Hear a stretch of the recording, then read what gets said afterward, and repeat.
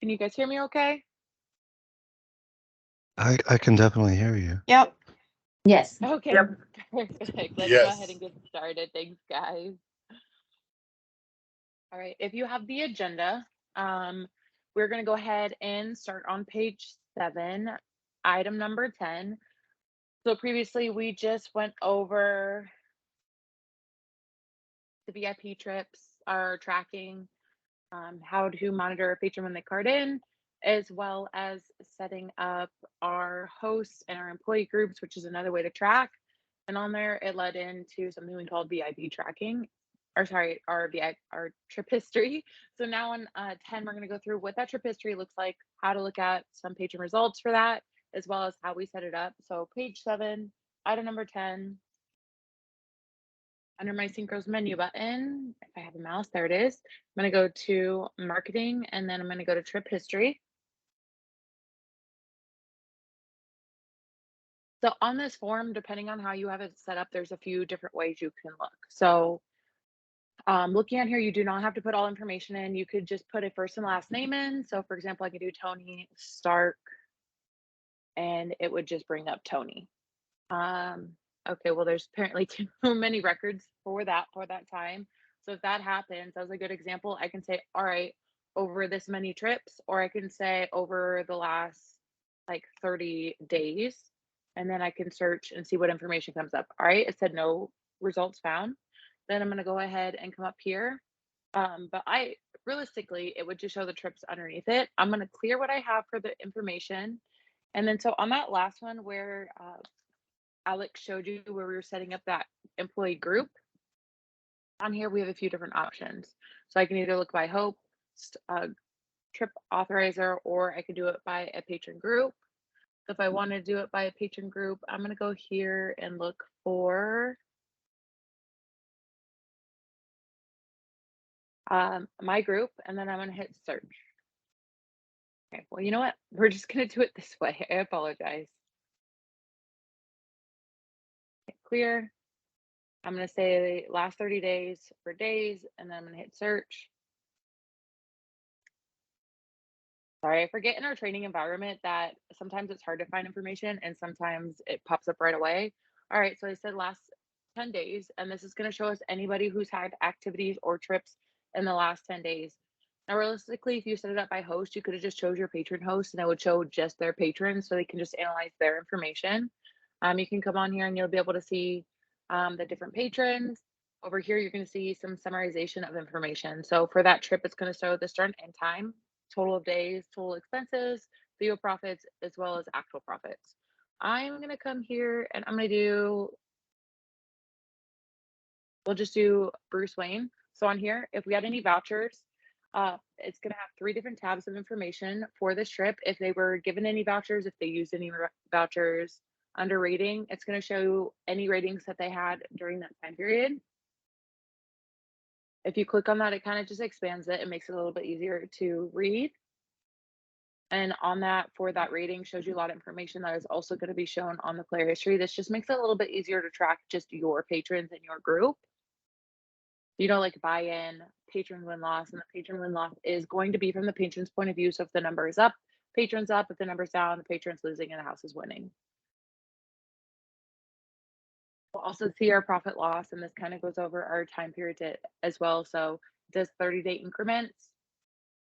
When you click on that third information, it's just going to be summarized. When you look at this, you can see you can't click on it, but it's just a summarization of that time. At the top, it does show our trip summary. So it shows duration, again, RTO win, profit percentage, actual win, profit, and percentage. More details will walk you through more of the information. So how much points was earned, win loss.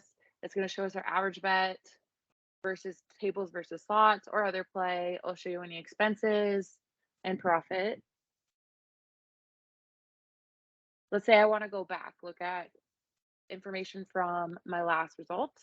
I can go ahead and use this back arrow and I can come here and I can look for another patron. Or if I wanted to do another search, I can come back up here, select the arrow to go down, hit clear. Let's do Tony Stark one more time, but I'll just say for the last 5 days, hit search. And let's try, since that 30 was too much, let's do 15, nothing. All right, realistically, I could look for the individual patron and that information would come up. Because I do not have a patron with vouchers examples, I'm gonna select this help button in the top right-hand corner. Well, there we go.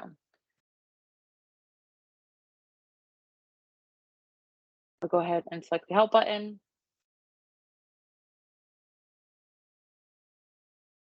Bring that up 2 seconds.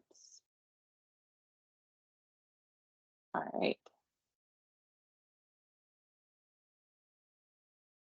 Here is an example of what it looks like for our vouchers. It will show you, I give my mouse on the screen or it will change the image to what it looks like when you click on more details.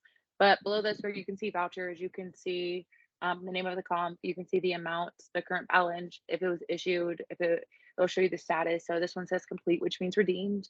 It will show you if something was voided or if they were just basically received it and never used it. Any questions on the trip history? So what is the difference between this and the history tab? Okay, so the history tab is just gonna show you static information. You can't search between it, and it is only gonna show you specific. So more like ADT, win loss, and coin in. This allows you to search by more specifically. It's really, really great for your host to be able to look at their patron only in one place and not have to go back and forth between different forms or continuously do another search, and allows you to see more broad spectrum information. So this is going to show you all the vouchers in one place for that time period, the rating information for that period, the voucher tab, or sorry, the history tab just shows you um, just the rating information depending on which one you're looking at. So if you're talking about player history tab, then that's just going to show you the rating information for whatever time period you select. But if you're talking about the play history tab, just they're very similarly named. I apologize. And that's just going to show you static point, like show you quick glance information. You can't alter it or change it or see rating information for a particular like point of time. So you just searched for this screen, or where is it in the menu? Synchro's menu button, marketing, and then trip history. Okay. So it's important is so in this version of Syncros, you're able to customize what your trips is, which makes it a little bit easier with helping you find reinvestment as well, right? Based off on how that patron is there, how much they play, is how you decide, hey, yes, we're going to give them a comp or monitor where they're at. And with that, in the system, you can actually say what a qualifies as a trip, and you can also say what time what period, how long of a period is a trip. Which kind of leads us into the next part where you look at those configurations, because when you go over this information with Terrence, you're going to want to know how you guys want to set this up. Any other questions on this before we move on to how do we look at the trips in the back end?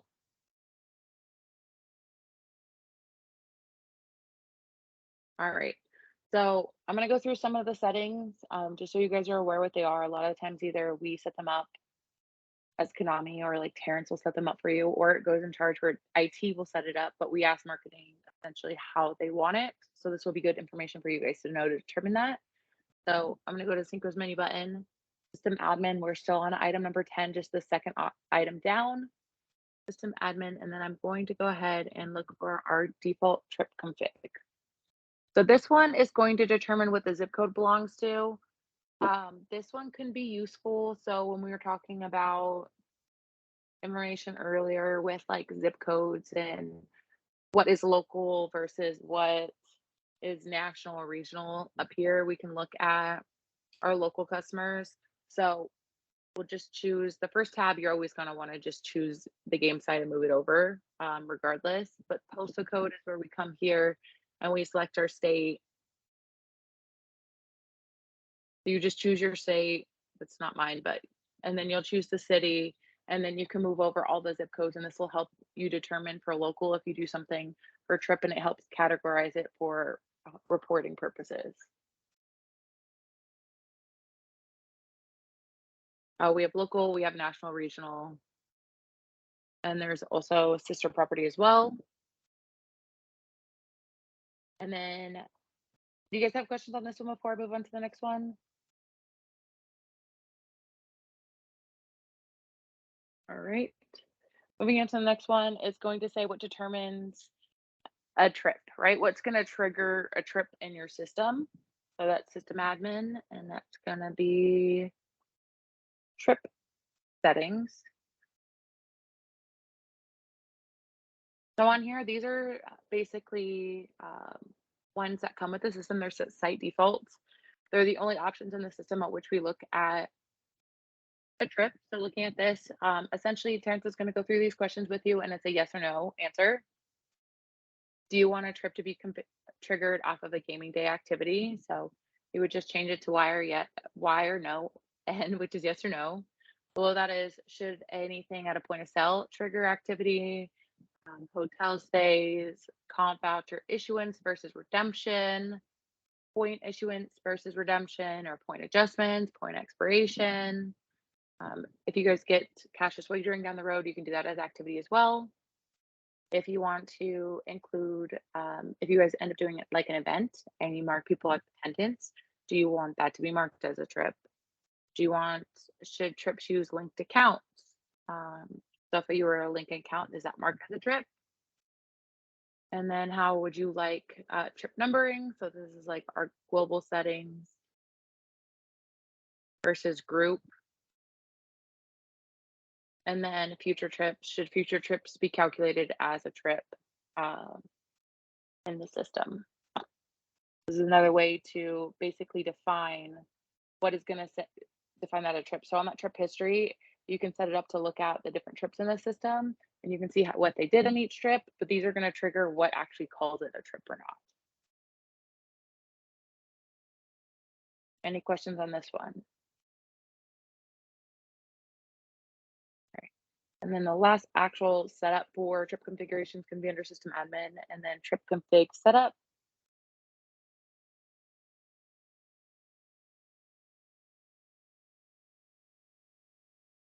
So that drop down that we had on that first one that determines what zip code belongs to local, national, regional, international, that is a custom drop down that can be altered. And this is where that's going to be altered in the system. So on here, you can see that we have local, regional, national, international, and sister property. If I decided I want to add another one, I can select insert. I can put in a field here. It's going to require me to put a number in and then hours between contact. So I'm going to actually delete that for a second because I'm not adding another one, but if you wanted to, you could. Hours between contact. The reason you would want to set up what determines like a trip or like the time period is for local. You might want to say, all right, every 24 hours they come in, but someone you have marked as a regional customer, every trip, like they come out there, if they live across the country and come in, that's going to be determined as one trip for you guys. So you want to see the information of that whole time period. So here's where you set up the hours. So local could be like 24, regional could be like 3 days, 4 days, whatever you determine. And then you can come down here and decide what else you would like for hours between contact for those different descriptions or essentially reportings as well. Any question on this one?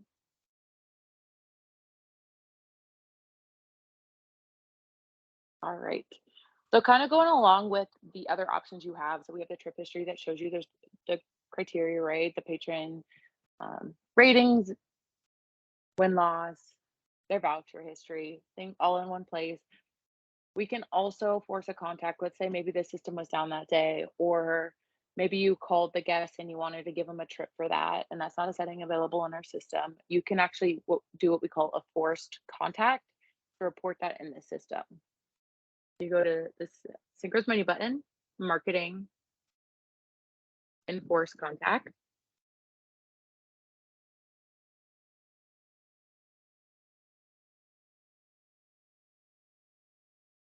All right, on here is where you're going to go ahead and say you have some type of contact with that patron.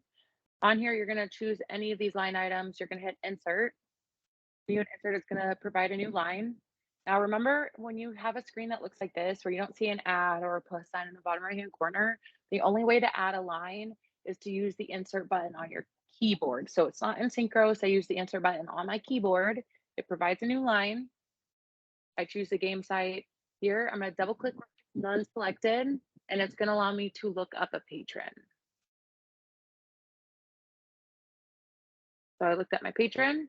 I can say when I contacted them. Actually, let's say the 16th, and then the end time, and it does allow you to do um, the time on here as well. So I can say when was the end of the contact time. That was a little long. And then as soon as I hit save, it'll add it in and include that as a trip. And if that person does end up playing or doing anything, it will add that time period all into one trip.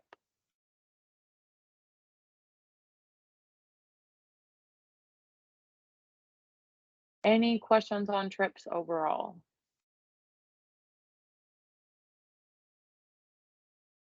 Alrighty.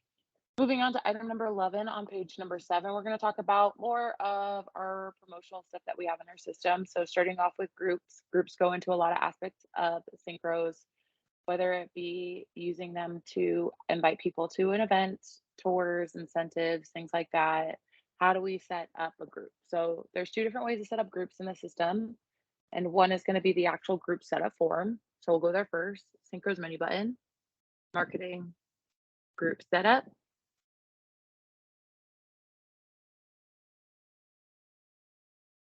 So on here, you can see that in the middle of the screen, we have our groups, and at the bottom, we have the role.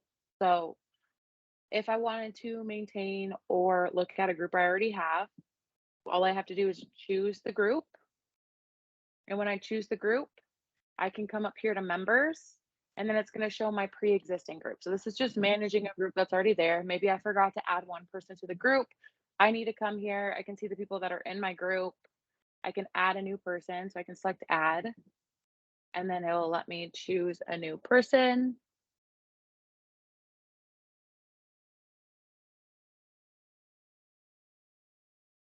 So you can see we have the new person now.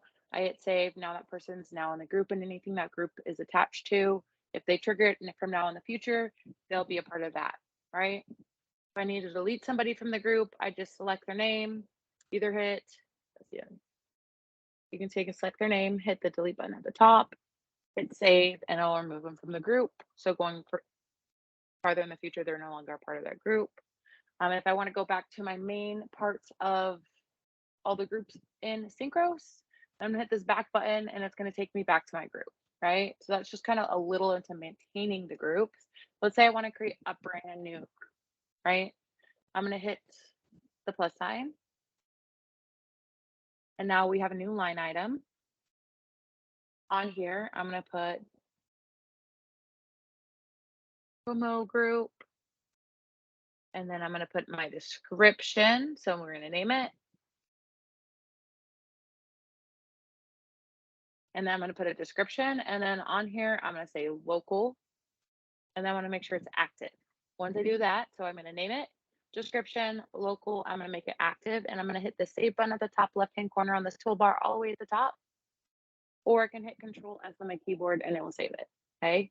Now at the bottom, you'll notice how we have this area that says available roles and selected roles. This is to see if we want to lock this down to just me. If I don't want anybody else to see my group, then I can move over what role I'm in. So maybe I just want people in my group to see it. I'm going to move it over now. As soon as I do that and hit save, nobody outside of my group is going to be able to see this. So for example, if I go to the patron maintenance form, right? Daniel showed you that form earlier. My group would not be available for like a players club rep or a host. It'd only be available for anybody who's an admin in the system. If I were to take this and move it back over by either double clicking or using the arrow to move it back over and hit save, now anybody can see it if they have available options or the permissions to be able to see any groups. Keep in mind if we had a marketing manager have access to this form, they could still see my group here, even if they couldn't see it on the other forms because they had access to this form. Okay. If I want to add people to the group, I'm going to highlight my group. Up here where it says members, I'm going to select members.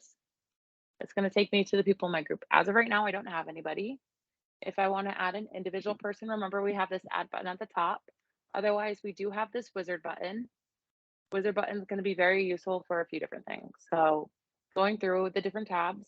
They are all and statements. So if I do something in each tab, it has to meet all criteria. We can do it by location. You can do it by patron information. So let's say I want to do this one be anybody greater than the age of, I want to do 50 and older. So I'm going to do greater than 49. Below here, I can also look at meter information for particular time periods, or wager amounts, our base play, comp points earned, net win, point balance. I can do it on occupation. I can even do an event on gender if I wanted to. I can create a group based off of interests. I can also pull another group into my group or multiple groups. And then as well as events. So if you were attended any of these events and moved over, then you would of course qualify as well. Once I choose all the criteria I need, what I'm going to do is like calculate at the top right, and you'll notice in the bottom, it's going to show me number of patrons to add. For this example, I don't want it to be too crazy. So I'm going to see if I add a gender, if it narrows it down. So as soon as I select that and I select add, it's going to go ahead and add all of those patrons to my group. I want to make sure I hit save. So now they're saved in this group and I can have my group of 50 and older. Okay. Any questions on creating a group so far?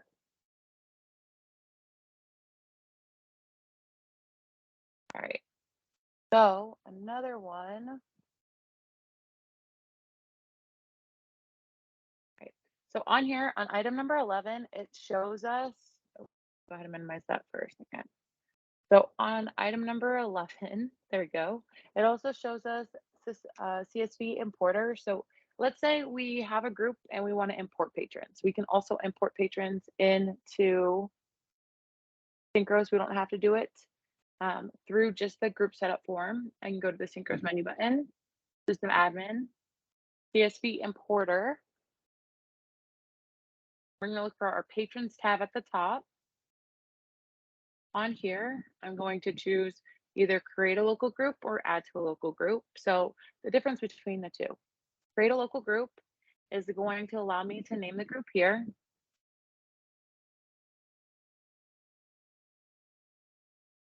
And then I can import a file. So I can choose the list. I can go to where my list is saved.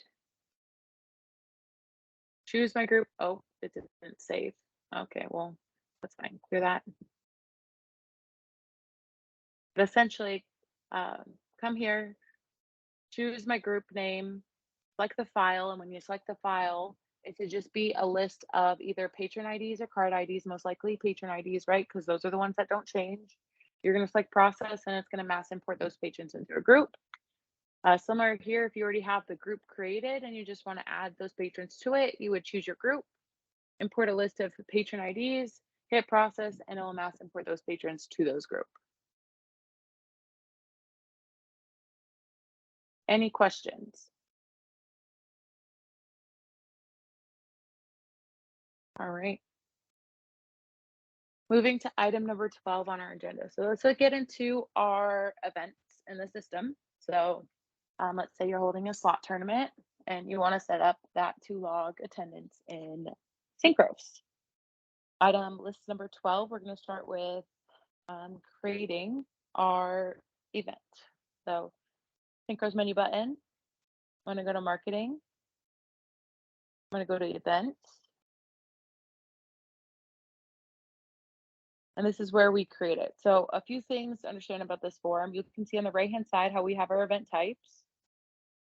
Anything that is a main category, which are these folders you can see that I am closing, right? These main categories right here are hard-coded. You cannot change those. If you would like to add a subcategory, we can customize those. So underneath your tournament, all of these right here, customizable, okay? So let's create an event, but before we create an account, let's go ahead and create a new tournament, right? Subcategory. Synchros menu button, system admin. And then we're going to go to our event types. So what you're going to want to do is on here again, we have our different categories. I'm going to find the one I want, which is my tournament, and I'm going to highlight it. Now underneath here, I'm going to say our summer slot tournament. Can't see if I spelled that right. It's so small. Oops, I forgot an N. Right? And now I'm going to use the arrow to move it over. You can see at the bottom, summer slot tournament is now added. I can hit save. It's now going to save it as a subtype. If I go back to our marketing and events, I scroll down, you can now see the summer slot tournament is now there. Okay, so let's go ahead and create our summer slot tournament for 2023. So let's do July 3 slot tournament.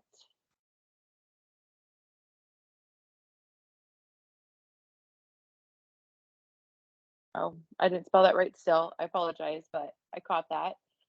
We're going to do the event name. You're going to want to make sure you choose the event type on the right-hand side. You're going to want to make sure you make it active. And we're going to say our start and end date. So generally, this is probably going to be in the future. I will have to tell you that our training instance is about 10 days behind. So when I do my start date, I'm going to purposely start it in the past because I want to make sure that it shows as available since my system is not to the current date. I'm going to say that this ends on the end of the week of the 21st. And then we have two different ways for tracking methods. So a lot of the times you're going to want to create an event so you can mark people as in attendance, and you can potentially use that just for reporting to see who showed up, so who you can invite next time. You can tie these events to incentives, so it's always good to know who attended, as well as mark them as attended so that you say if you show up to this slot tournament, you then can qualify for this earn and get, right? So there's two different on here. There's attendance and input. So on these, it could be a little tricky. Just to let you guys know, and if you forget and ever select the help docs, it will tell you on here just to show you. Because on here for attendance, that's actually if they card in. Go ahead and show you before I forget. All right, tracking method. Attendance going to be if they card in, right? So this is if you do the slot tournament or anything on the floor, they card in, they start opening rating. This is going to mark them as an attendance. Input is going to be manual. And the reason it can be confusing is because the form to manually and mark them as attendant is called attendance. So if you're ever not sure, you can look at the help docs and verify, but we're going to want to head and put the input because we're going to tie this to our attendance form. Now, let's say this is a multi-day event and we want to be able to mark them as attendant each day. You can say allow multiple tracking. Otherwise, if this is just one day, you can go ahead and leave that unchecked. And then on this game site tab, you want to make sure you move where it says your casino name over. If you do not, it is not going to work. Okay. So make sure you choose your game site, move it over. Verify one more time. I got my name, start and end date. I chose my event type. Tracking method, allowed multiple entries, and we're going to go ahead and hit save. Now at the bottom left-hand corner, you can see that it has modified on date and time and my username. So now that I know the record is saved, okay? In the system, you can invite people to the event. It is a way for you to actually create a mailing list for like the address, the patron name on there. It does not notify the guests though that they were invited. That has to go through like your mailer house or internally how you guys want to invite them. But before we get into the invitation part of Synchros, do you guys have any questions about setting up the event?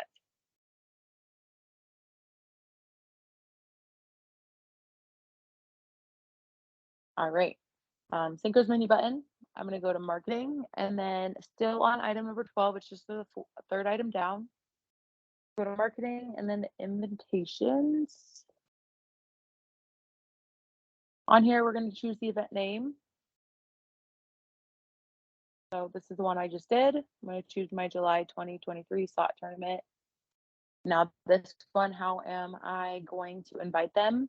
This is for reporting purposes. I'm going to say I'm going to do a direct mail.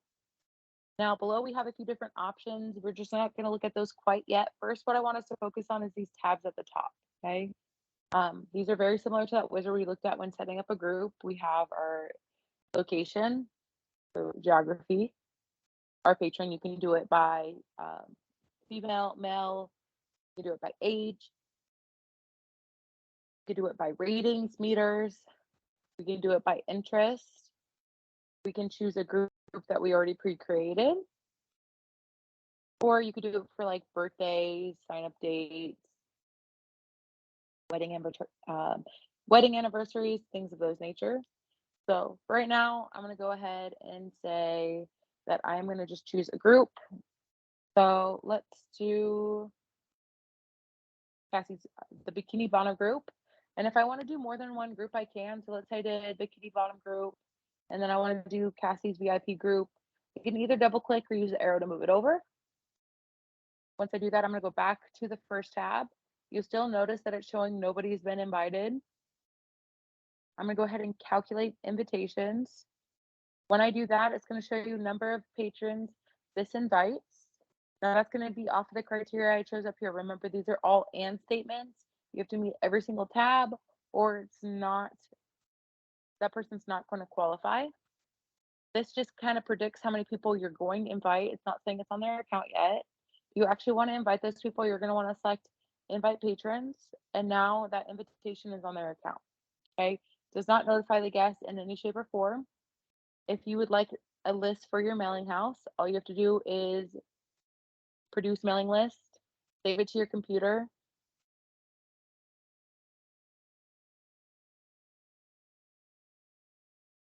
Hit save. Now, if I go to where I have this saved on my computer, let me go ahead and open that. I'll just do Notepad because it's the easiest right now. It's going to show you the name of the event, first, last name of the patron, their patron ID, their address, zip code, that type of information. You can send that to the mailer house for what you'd like mailed out for those guests. Let's say you want to now add more people to the group. We can go to our groups tab. We can choose who else we want to add over, move them over. We can go to invite, and I can recalculate. It says 52 more people. I'm going to invite them, and then I can do the same process again. All right. Now, if I go back to groups and say, oh, I chose the Konami's the best, I didn't mean to select that group. I'm going to put it back to the left-hand side. Let me go re-update this. I'm going to calculate again. And now on here, it's going to show you number of patrons to uninvite. I'm going to uninvite the patrons, and it's going to take them out. So something I did was that maybe some of the patrons that were in some other group were in these groups, and they didn't meet all the criteria. So when it said 95, it didn't actually mean all of them, or it would have just done the difference. Just going to put them all back over there, right? If I want to uninvite all patrons that are in there, I just like to uninvite it. It will take all the numbers out. Like I said, it does not notify the patron on the front end if you're adding them, if you're taking them away. That's all going to have to be done through an external party like a mailing house. Any questions on the invitation part?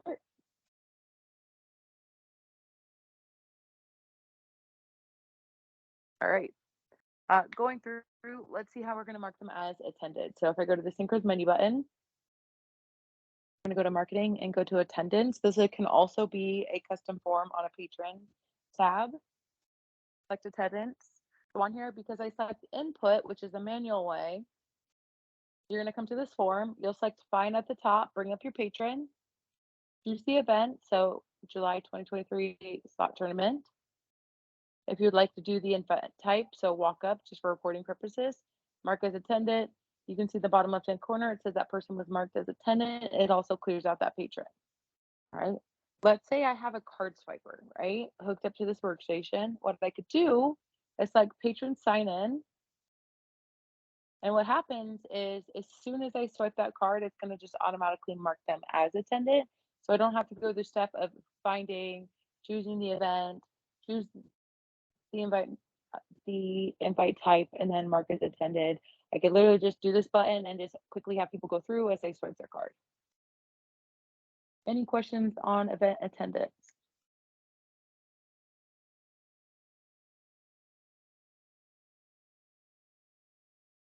All right. Can you guys all still hear me okay?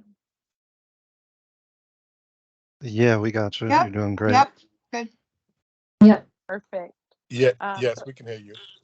Yeah, I have okay, one thank question on you. event attendance. Yeah. Now, one of the big issues with the marketing, promotions and events is trying to determine who would have come without that event, as opposed to who came because of that event. Do you have anything to help with that? So so you can look at so this is I kind of look into that a little bit more. Alex, if you wouldn't mind writing that down for me, essentially how to look up versus who was actually attended, like invited to it and who actually attended, that'd be great. But Bruce, it was Bruce, right? Yes. Well, Uh-huh. okay, cool. So when you're actually doing it, so there is reports that say who was invited to it versus who attended, so you could always compare those. I know for sure that's one way that I've seen customers do that in the past because you can allow to invite, you can mark other people as attended even if they weren't invited. But other than that, we'll go ahead and I'll write it down and I'll get you an answer um, by the end of tomorrow for that. Oh no, that's fine. It's not something that, you know, I don't know that we would solve it, within a week. But I know I guess the question has always been, for example, I've got my promotion on Saturday night. Now, who always comes on Saturday night, right? No matter what, Yeah. and who came because I put out this, fantastic promotion. Okay, that's gonna take some, yeah, definitely data analytics, but you can look at player history or yeah, let me look into that for sure because I think there's a few ways we could do it. It might take a little bit of work, but define a routine. But let me look at it.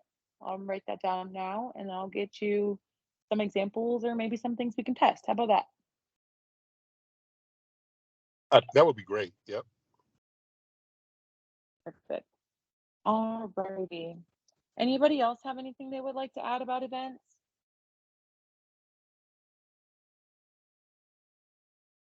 All right, perfect. So on our agenda, we're moving on to page number 8. We're going to be on item number 13 now. Do you guys currently do tours at all? We're not using bus groups, if that's what you're asking. Okay. Do you guys want to use those at all? Do you want me to still go through and show you how you would use that You in the can run through system? it. Yeah, we're just not something we're Okay. currently doing, but we could. All right. Yeah. Perfect. Yeah, I agree. We probably should go through it. All right. Awesome. So item number 13, I would still show you a few things either way because it can be helpful. Um, but on here, we're going to start with the different steps that it takes to set it up first. Now, in the system, regardless if you actually use tours or you use it to mass produce like cards for signing up patrons, you do have to set up what the group name is or what we like to call the operator. So Synchro's menu button, we're going to go to marketing. We're going to go to our tour operators.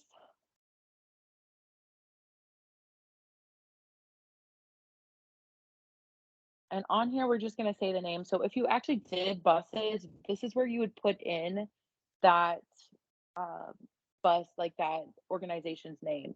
If you decide to use this maybe for mass producing cards, this is where you could say, hey, these are our, I would maybe put in your players club's name or put in something generic to your casino. So for now, I'll just put Hollywood and I want to mark it as active. If it was an actual tour company that you're utilizing, feel free to add in like the address, right? You'd say business, the address, telephone, email, notes, things like that. But otherwise, all you really require is the operator name and then making it active. You hit save or control S on your keyboard, verify it has an ID now and your name. And now it is good to go to the next form. So On the next form is where we're actually going to set up our actual tour. So sync with menu button, marketing, and then we're going to go to tours. And so again, our computer has a lot of tests because it is a testing environment. But let's say we wanted to set up a new one, right? So this form is going to work very, very similar to that groups form. So if you remember our group setup form, it's the same functionality. So you'll be very familiar with this, even if down the line. So if you're not using this right now and down the road you decide to use it, it should be easy for you to pick up and use. We have this add button at the top. It's going to allow us to produce a new row. We can say maybe this is our player club name, or we can go ahead and just call it Players Club, whatever you would like. A description is, this one doesn't require a description like the other one. The only difference with this one is instead of it being a description, it's going to require our name that we just created for the operator for reporting purposes. Obviously, we're going to skip the patron count for now. And then when is this tour going to be? I'm going to put in the past, like I said, just because my instance, you can see my gaming date below down here still says the 7th. So I'll do the 7th. And then I'll say that this goes until the 21st. I'm going to mark it as active and hit save. Now, just like we did with groups, I'm going to make sure that my group I want to add people to is highlighted. I'm going to hit the members up here. And then you can see there's nobody here. If I want to add anybody individually, select the add button, type in my person's name, select OK, it'll add them, I'll hit save. Once it's no longer green, I know it's saved. I also have the wizard button. And on the wizard, we're going to use those same features. I can import a group if I wanted to. I can do the interest. So if I want to mass add anybody from these groups, I can use it over. And this will help produce and add those people to the group. You're always going to select calculate, see how many people it's going to add, and then select add, and it's going to add that person, right? But I'm actually going to remove this person for a second and show you another feature that I think might be helpful down the road for mass signing people up, or just getting people a players card and telling them to go to the players club later and actually sign them up, right? So if I go back to this wizard, I'm going to see at the bottom right here, you see how it says additional tour cards? You're going to choose what card you want to print out. So normally that'd be your base level. So I'm going to say Ruby's my base level. I'm going to say number of cards because this is just a test. I'm on to just do 2. I don't want it to try to mass produce anything right now. And then you're going to set your generic pin for all those cards. I'm going to go ahead and select add, and it's going to say creating patron accounts and printing. So as it goes through, it's going to print those out. So now if I go back, I'll have 2 generic cards here. And if I had a printer hooked up, it would print those 2 cards, and I can now start giving those to people on the floor and they can play with them.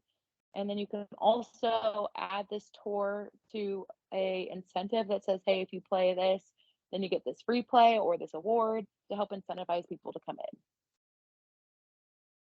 Any questions on this so far?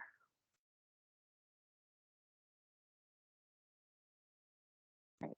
When these cards print, most likely it's going to print, depending on your setup, the patron's first and last name. So it would say card number 2 in player club, and then it would show the patron ID up here. Let's say you handed these out to your patrons and the guests went to your players club. Players club will have to open Synchros, go to their custom patron form. They'll look up the patron by this ID or their first and last name, and then they can take that guest ID and put in their real first name and last name instead of having to continue to use it with just Players Club as their name, right? And then once they do that, they can scan on the ID of the patron. Once they scan an ID, then it's all customized and to that patron, and no longer will say Players Club, and any record in Synchros would change to that actual patron's name. Any questions on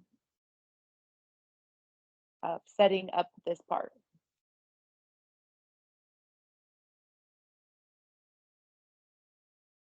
All right.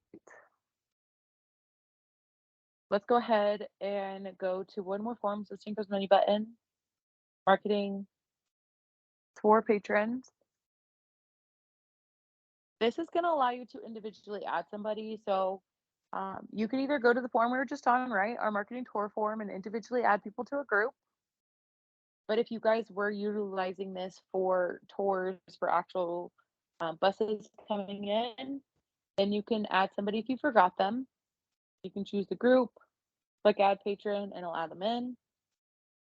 This could be very useful because tours can also be used to look at like player history for that group as well, or just add them to different incentives or promotions.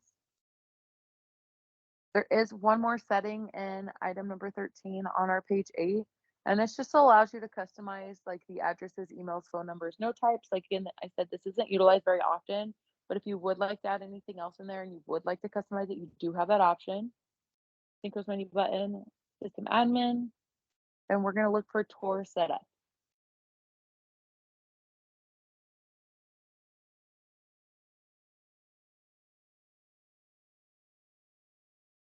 All right, so on here, like I said, you can narrow it down from all of them to just address, or maybe note's the only one I want to add. But essentially, all you have to do is add the plus sign. It's gonna automatically choose note, but you can change it if you want. And then this, I can say generic cards, so I can add a note. Click add, and now you can see where it says our generic cards. If I go back to the Synchros menu button, go back to marketing, go back to our tour operator,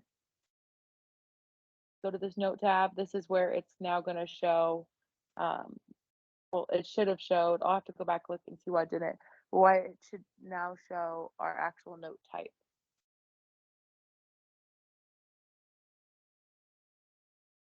Look at that real quick. We'll give it like 2 seconds to look at it. If it takes a second for me to figure it out, then we'll come back. All right, it is there. Sometimes, guys, it takes you signing out of Synchros and signing back in for it to show up. But for now, we'll go ahead and come back and I'll check later after I'm able to sign out when we take our next break just to verify. But for now, we're going to go ahead and move on to page number 9. But before I do that, do you guys have any questions?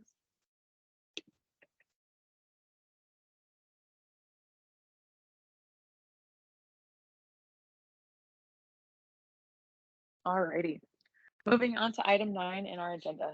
So this is going to get into more of our promotional offers now.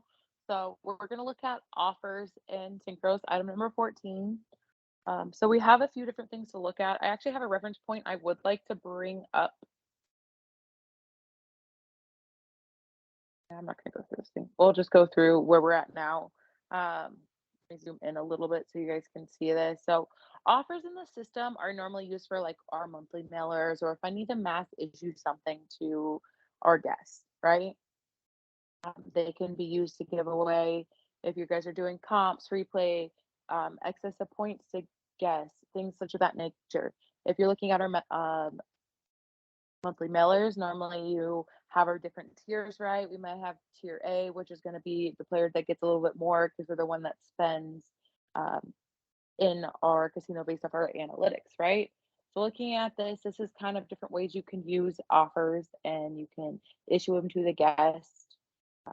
Offers in this system is going to be a package. So there's a few ways to look at it, and this can be a little confusing. So this might help in a definition. I know this was already asked for, and you guys need clarification on that for us to send over like definitions. So while we're going over this, if you need me to explain it another way, please let me know. I'll be happy to do so, right?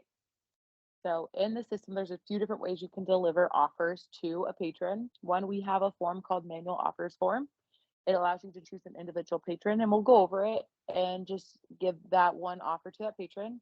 We can also tie an offer to an incentive that says, hey, if you do X, you can get Y, but offers allow you to issue multiple things at once. Marketing Wizard is very, very useful. If you need to mass issue something to like a list of CSV patrons. We also have our CSV importer. And then the other two options are kind of not ones that are going to be applicable to you guys, but our Kinetic mobile app. And then there's the service bus. Kind of going through a few more information on here. There's two different ways that this can be delivered. So in Synchros, we can either create these packages. So when you think of offer, think of a package, okay? It holds a price in it, and that price can be multitude of items. And these are going to be the items that they could be. So ignore the bonus comp points because you guys are not utilizing those, right? But you can either do more points. We could do a tournament invite. We could do free play. We could do drawing tickets, and we could do our comp vouchers. There's two different ways for us to set this up in the system. We can either go Synchros and we can create our offer, or we can also use a CSV import to import these definitions of what the package is to the system. So if I'm looking at Synchros, first thing I want to look at is how do I create this in the system, right? So if I go to the Synchros menu button, we go to marketing, and then we're going to go ahead and go to offer maintenance. Can you send us that PowerPoint? Yeah, absolutely. I will send it to you as soon as I switch it. After offers, after item number 14, Alex is going to take over for a few of the items, and I'll send it over after that, or when it's his turn. Right. And so you guys are pretty familiar with, I guess you should know, what is the definition of an offer that you guys know? What do you see an offer Our, as? yes, our offers, Like- it's free play, Like an So individual free play, yeah. like a newsletter, loyalty, monthly offer. All right, so it's comparable. Our offer can give away multiple prizes, like I just said, but it is basically mostly used for monthly mailers. And now, what we're going to be doing right now is setting up a monthly mailer the manual way. This is not the most common way, but I do want you to understand what these different fields are so that when we do the import, you understand what they relate to, right? So I want to set up the longer way in the system. But for us to do that, we need to say what our prizes are first, and those require a little bit of setup. When at Go Live, you will have a marketing lab before Go Live, and in that marketing lab, this gives you an opportunity to set up all these awards, promotions before Go Live. So that's when you guys are going to work on this in your system. The first time you set this stuff up, it can be a little bit tedious, but just keep in mind that these things can be reused. And we normally say, hey, use this for like the whole year if that's what your promotion plan is. That way you don't have to set it up every single month, right? But kind of looking at this, so let's say you said free play is the one that's most common to you guys. You see this box right here with these different expandable files. These are going to be what you can put in the offer, right? So this is going to be like the present. The offer is the box or the package. The present is going to be one of these items. So looking at free play right now, we do have a whole bunch of items that are set up. When you guys are setting these up at Go Live, set them up in the increments in order in which you know they're going to be given. So like 5, 10, 15, 20, and just go through and set them up early on so you never have to go and set them up again later. And not only that, they will be in order.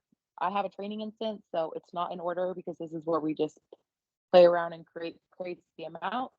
So you can say I already have all these amounts created in the system. If I didn't, let's say I want a free play amount for $5. I don't see that. Oh, I do have 5. All right, let's say I want a free play amount that's not existing here. I'm going to go ahead and select add new award at the bottom. Award source is going to be what kind of prize it is. So I'm going to say free play. And then on here, the award's going to be grayed out because it's not an item I'm choosing from. I have to put in the amount. So down here, I'm going to say the amount. I'm going to do a crazy amount on purpose because it is a training instance. And a lot of the times the classic amounts we use are already pre-created. I'm going to hit save. You can see it has an award ID now. So I can hit X. And now if I come back here and re-expand it, that item should be in my list. Right here, you can see it's now added. All right, so let's go through and create it. So this week is the 17th. Let's say I want to create my offer that's going to be available for the guest on Monday the 24th, right? So I'm going to do 23, 07, 14. Oh, sorry, 24. Now, again, your naming convention is totally up to you guys. I'm just doing one that'll make it easy for me to find in a row. I started with the year, so I know what year it is, month, and then the day.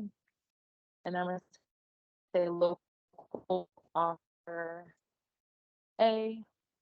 This is my monthly mailer, so anybody that follows the group, edit, and then underneath here, I could say that this is $57 in free play.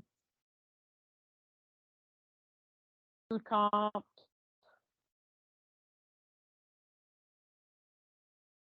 And then I could do drawing tickets if I want or any other options, but for now I'm just gonna leave it at those, right? I'm gonna choose what I want. So I got my free play, I'm gonna move it over. So that tells me that's one of the items they're getting. And if I wanna do comps, I gotta expand the comp voucher. Let's do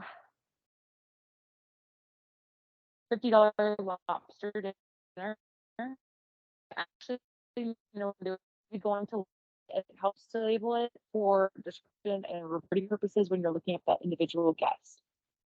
So $50, and I'll tie that in and show you in a minute. Lobster dinner. All right, now these fields below, okay, end date. If this is an offer that I'm gonna repetitively give guests every single week for the rest of the year, then I'm going to make this end at the first of next year. Because as soon as it hits this day on midnight, it's gonna end. This is my end date, right?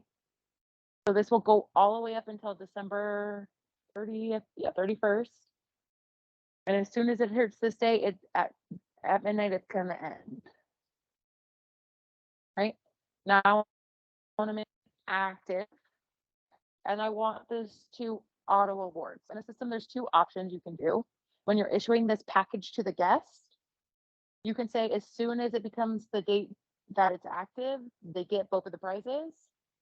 Or I can say that as soon as it hits that day, I can let them choose between. They don't have to just get both. I can say they only get one. And when this is issued to the account, they have to choose between the one. If I say auto award, then it's going to auto default to that, to how many that are here, which is 2, and it's going to auto award it to them. Okay. So right now we're just going to go ahead and do auto award.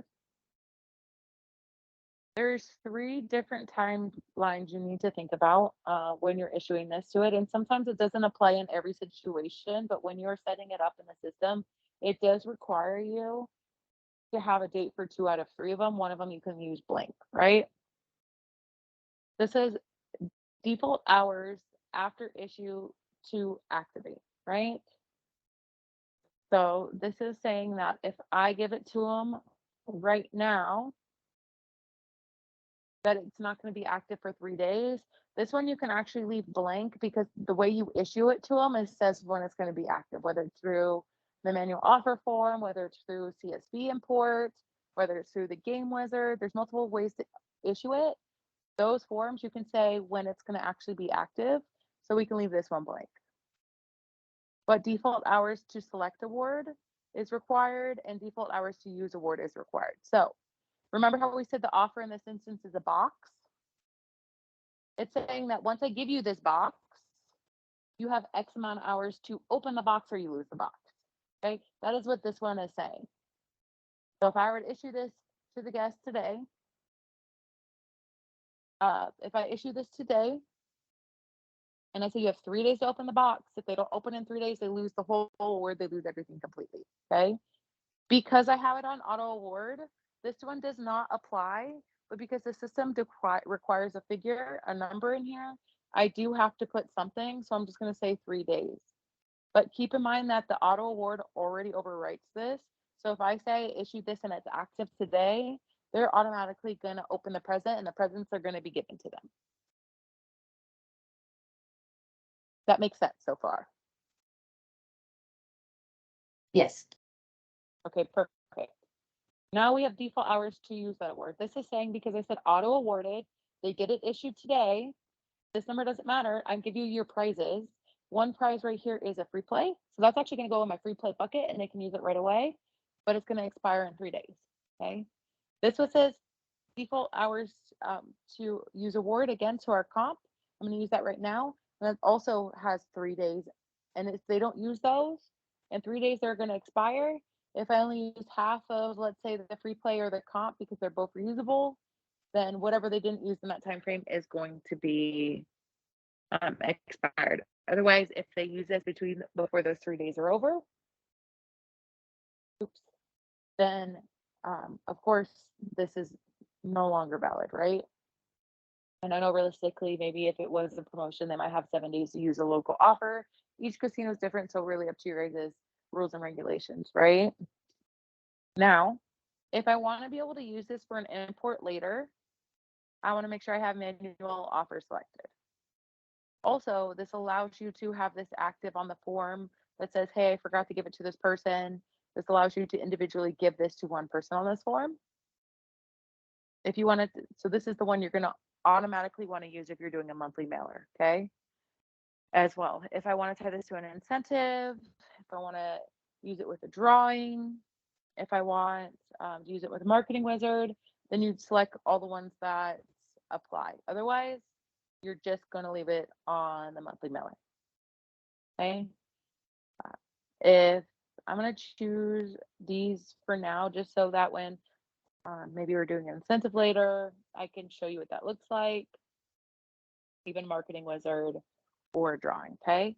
And then categories. This is if you want to use reporting for reporting purposes, if you want to put a category on it. So when you're pulling through like our analytics system, if you want to pull any offers that have to do with like a bounce back or a local offer, you can specifically say any offer that is a local offer and it will pull up anything for that. If you want to add notes and then a reference type, so this can just say imported from an external system, and you can also create these manually.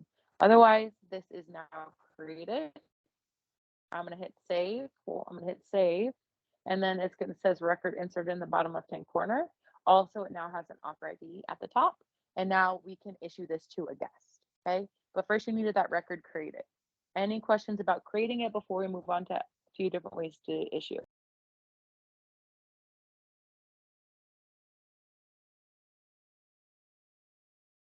All When we right. do a CSV upload, we're just gonna upload what the valid dates are, right? Because we're not gonna say expire this many days for a monthly offer. We're just gonna say these are the valid dates. Actually, you are going to have to, but it's pretty much copy and paste. You just change the date for one of them and then you drag it down, right? Because a lot of times you have the same dates for that entire offer for every single patron, and it does Mhm. require you to put that information in. So, for example, I'll show you what the import looks like instead of creating it. I have two of them. All right. But these So, hours that you were going through about default 3 hour, those, none of yeah, that pertains. When you to just leave your that, actual, yeah, remember, so everything for the import, it's going to override it. okay, This is, yeah, this is required and it's a system default because when I use something like the manual offer, it defaulted to this time frame. You can change it on the form that you issue to, but most of the things that you have in Synchros that allow you to issue it out require you to just put a default. And I think that just kind of helps with runaway, right? We don't want to put something in and default to something crazy. More of a backup in the system. All right. So kind of just to show you before I get into the import where these dates matter, because I don't want to confuse it too much. Before I do the import, I'm going to show you where these dates kind of tie to real quick too. If I go to the Synchros menu button, marketing, and then go to manual offers, you can see it has my patron selected because in Synchros, when you go to form, if the patron's already selected, it will carry over. So again, verify we have the right patron. You're going to choose your offer. So I have my offer here at the top. I can put in a way that they were supposed to be notified, not required, but you see how it says available by and select by, how this is already set up with the date and time. That comes from what I just set up. Now, if your monthly mailers are supposed to be 7 days, then just do what your default normally would be. And let's say you just forgot somebody on accident, you can just simply add somebody in here. Or if you're doing it to compensate them for something they should have got and didn't, again, these are customizable at any point in time. I can come here and I can change the time, or I can change the date if I want. If I don't want this to be 3 days and I do want it to be 7 days, I can change it here. So again, available on says today is going to issue it. Select by says they have to select it in 7 days. Use by says 3 days, but I'm going to change that to 7. Remember, because I said this was an auto award, this one actually doesn't matter, right? The selected by does not matter because as soon as I give you this box, I said it was auto awarded, so you automatically get your presents. And then patron display. what you would normally put if you guys give them a monthly offer. This is gonna show up on the screen when they card in, and we can go over that too. I cannot type today. I'm so sorry. Offer, it's Monday. Assign offer, and now it's gonna issue to the guest. It's now gonna be available on their account. Right? Now let's talk about how do I import the present, or how do I import the package, not the present, right? Because going through can be pretty tedious, right? Like if I wanted to go to, let's see, where is it? Offer maintenance. If I have to come here, put in the name, the description, the hours, hit save, hit clear, and go through, and let's say I have 15 monthly mailers for different tiers that I want to go through, that could be pretty time consuming if I were to manually do it this way. Things that you need created before you go and do your import is going to be your award IDs, and that's pretty much it. So on here, these all have award IDs, and you can't see them this way. You have to go to the Cinco's menu button, because remember how we created the awards down here? This is one way to do it. You can also go to marketing, and you can go to award maintenance. On here, you're going to select fine. And if you hit OK and you have less than 500 records, it's going to show them all in one place. And they're all going to be here. That's why I kind of recommend when you do the free play, do it all in order. So the record IDs are all in order, and it makes it easier for you. Okay. What we recommend for our customers is basically to keep a document or an Excel or something, at least I suggest, so that you have some place, because the more you do this, the more you're familiar, the more you won't actually need that reference point, is to have these all in an Excel. Or once you guys are using Alex, are they doing Discover or Oral Analytics? You know? Oracle Analytics Friday. Okay. They're being trained on. Thank you. When you have Oracle Analytics, you can pull a report for these. So you don't actually have to keep a record. You can just pull them and have all the IDs in there, so you can just copy and paste them instead of having to pull up this record. And you can save that document and every once in a while rerun it when you guys create new awards. But essentially, we have this document here. Well, let me stop. Sorry. Let me stop sharing for 2 seconds, because the one I want to show you closed for some reason. Give me 2 seconds.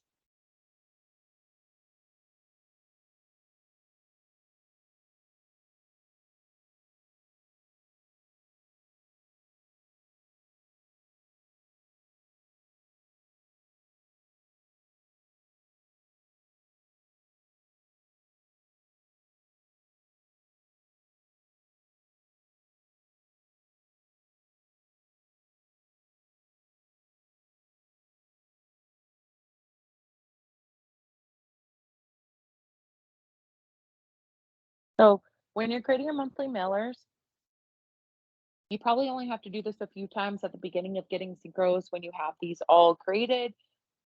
After these are essentially created in the system, you probably only have to do the second import. So there are 2 imports, one where you create the actual present or the package for the present, and one where you give the present to the patrons. Okay. So a lot of times we say create these and you can use them until like the end of the year, or how long until you guys to change your monthly mailers.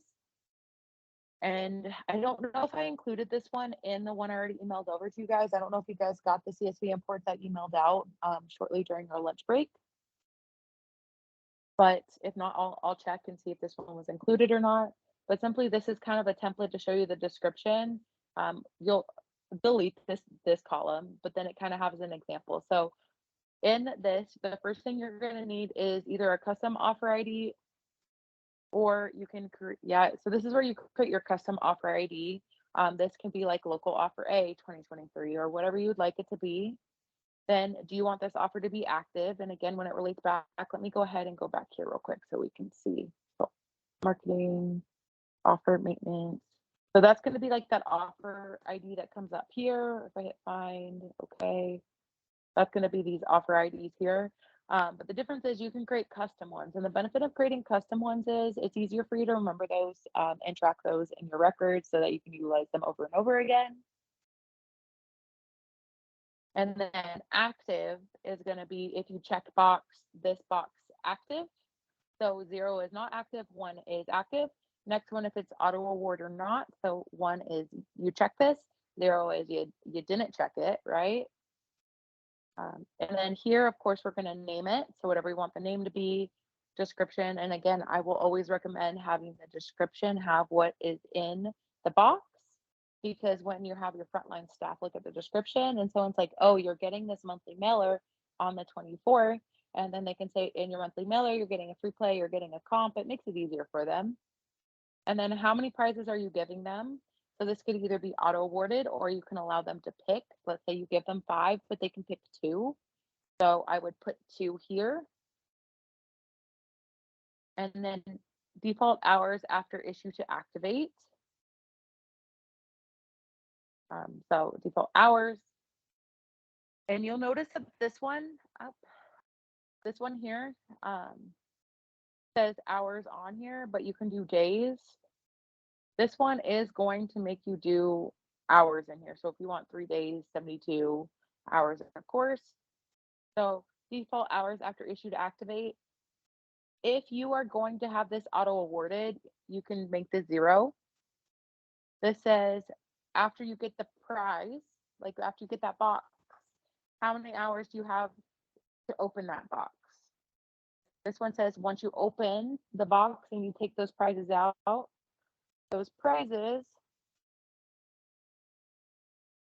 for those prizes, how long is that free play good for? How long is the comp award for whatever that prize is? And then overall offer date. So remember, you can reuse this over and over again. So when you get Synchros and you create this and you want to use it until the end of the year, you want to keep using it over again. Remember, we're going to do this to the first date of the next year, so you can use this over and over again. I guess I got a little ahead of myself. The auto award is right here. And then we have, you can do up to 5 at once. There are six different types, but since you're not doing the comp points, that'd be perfect for you guys. There is 5 different award types that you can do on here. And then you just need that award ID. So when we went to this form here, those award ID are going to be for these prizes. So marketing awards. And we select fine. That's going to be these numbers here, okay?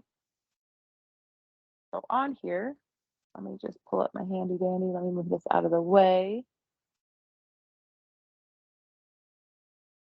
Danielle, we received that CSV, but it doesn't have row 2 or row 3, which is the definitions or the examples. We just have row 1 with the headers. So if you can send what you're looking at right now, that would be helpful. Yeah, absolutely. I'll send that over to you guys. Yeah, let me so after when I switch off, I'll send it. Right. So going back to this one, we're going to create our own, okay? So come in here. I'm going to create my own. This I will also delete, but let's create our own offer right now. So I'm just going to say 2023, or I could just do 23 local A offer. I want it to be active. And up to you guys if you guys want to rename this any other way. Generally, you could just have these the same name if that applies to you guys. I'm going to do that. I'll make it easier for me. And then my description. So what do I want to be in this? So if I go back to Synchros, I can come here and I can find something I want to give them. Let's say if I wanted to do free play, I can always put this in order by free play.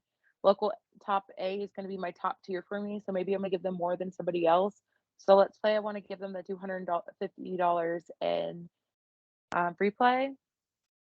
I can put this number in here and it helps that I have this award ID. So I can say, oops, wrong one.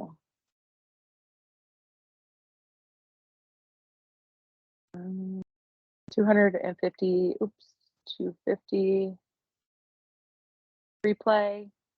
And then I can do, let's say, that comp after, because I already saw the ward ID. I'm gonna come down here and put that in as my first price. So 1, 1, 2, 3, 1, 5. And this number, remember this number is coming from right here in Synchros. That number. And let's say I want to do a comp now. I can sort it by award source, and I'm going to look for my comps. Let's do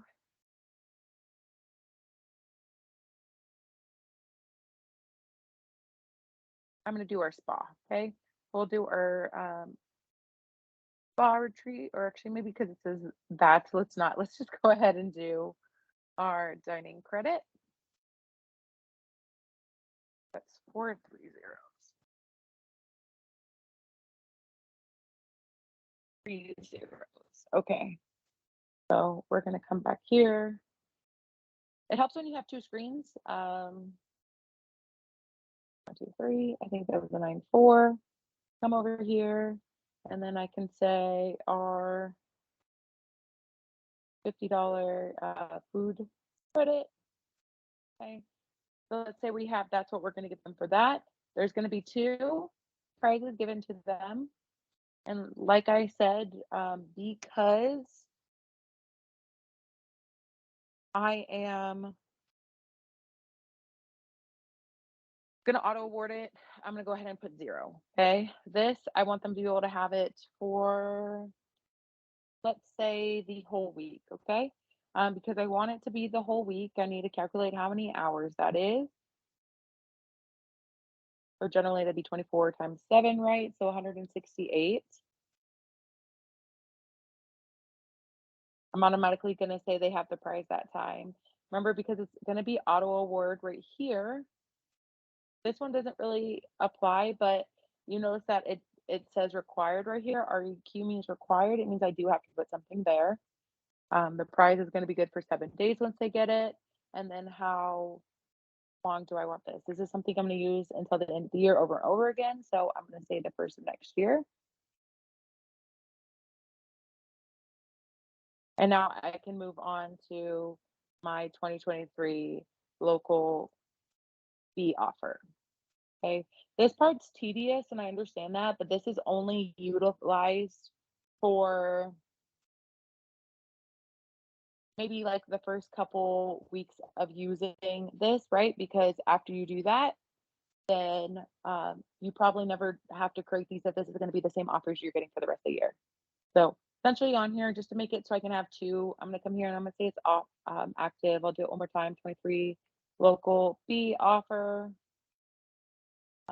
Maybe this one will have just do $50 in free play to make this a little bit easier. I have the numbers here, so I'm just going to go ahead and copy it over for my other example.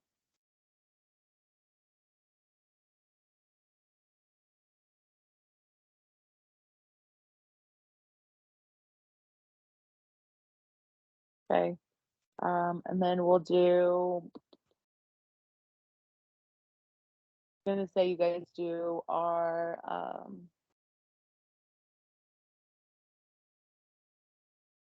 what, that one's not the right number.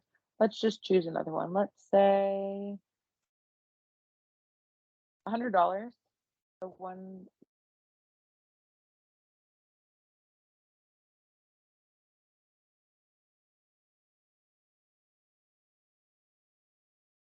we'll do $100.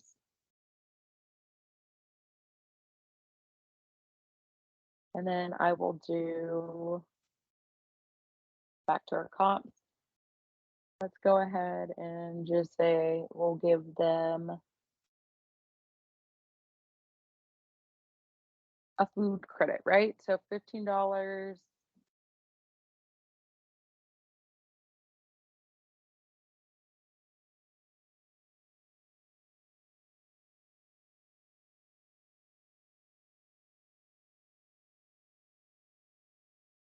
Right? Again, they're getting 2. This one's not required. I'm gonna make it 0. I want it to be the same time frame, and generally you could just drag it down if it makes it easier for you.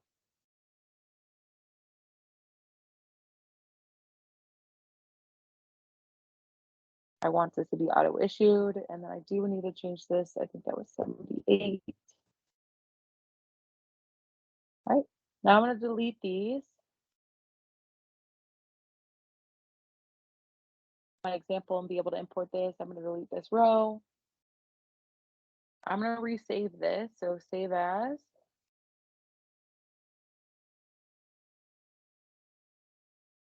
Give it to my desktop.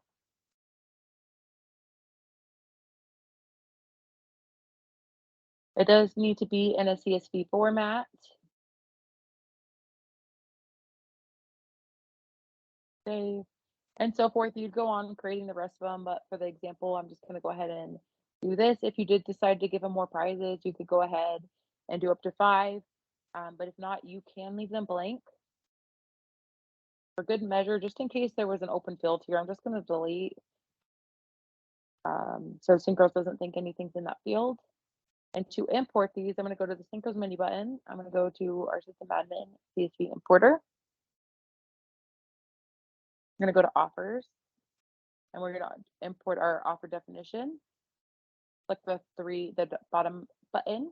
Go to where my file is located. Select it. You notice it does have the headers, but just in case, I'll select headers. It's going to move it up. It may not auto add everything, but just in case, we're doing a custom offer, offer activation, name, description, pick number, activation hours, expiration hours. This is award expiration hours. All I did was right click it because it said unknown, and you need to make sure all of them have a header. This is end date, award, active, perfect. I'm going to go ahead and I'm going to select process. Now, the activation part of this, would that be, we're gonna have it at the slot machine, they're not gonna go to a kiosk. So whenever they go to their slot machine, select this offer, that's considered the activation. But none of those other Yeah, hours matter because this validate's gonna override, right? Use this many Yes. hours after activation. Ours is just a set from the 1st to the 7th, from the 8th to, whatever. yeah. So let me show you the second. I only have the first one open. I think I could show you. So on here, let me show you what the second import looks like.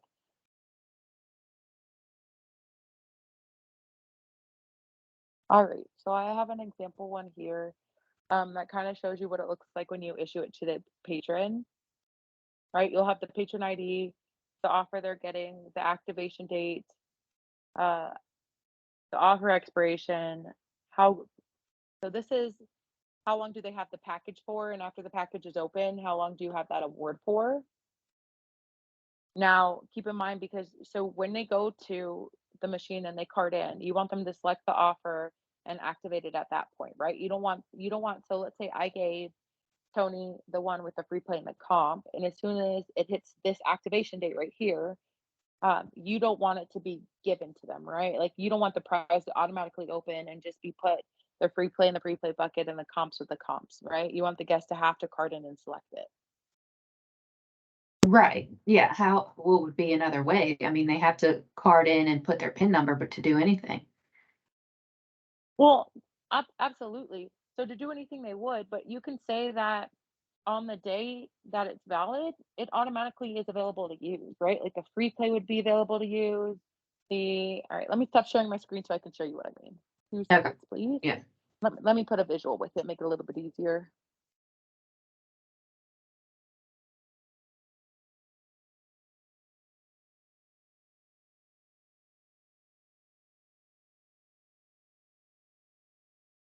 So that kind of what the auto activation is, whether you decide whether you guess really truly has to activate it or the day that it is you put active in that import is the day that the prize just automatically opens and gives them the award essentially.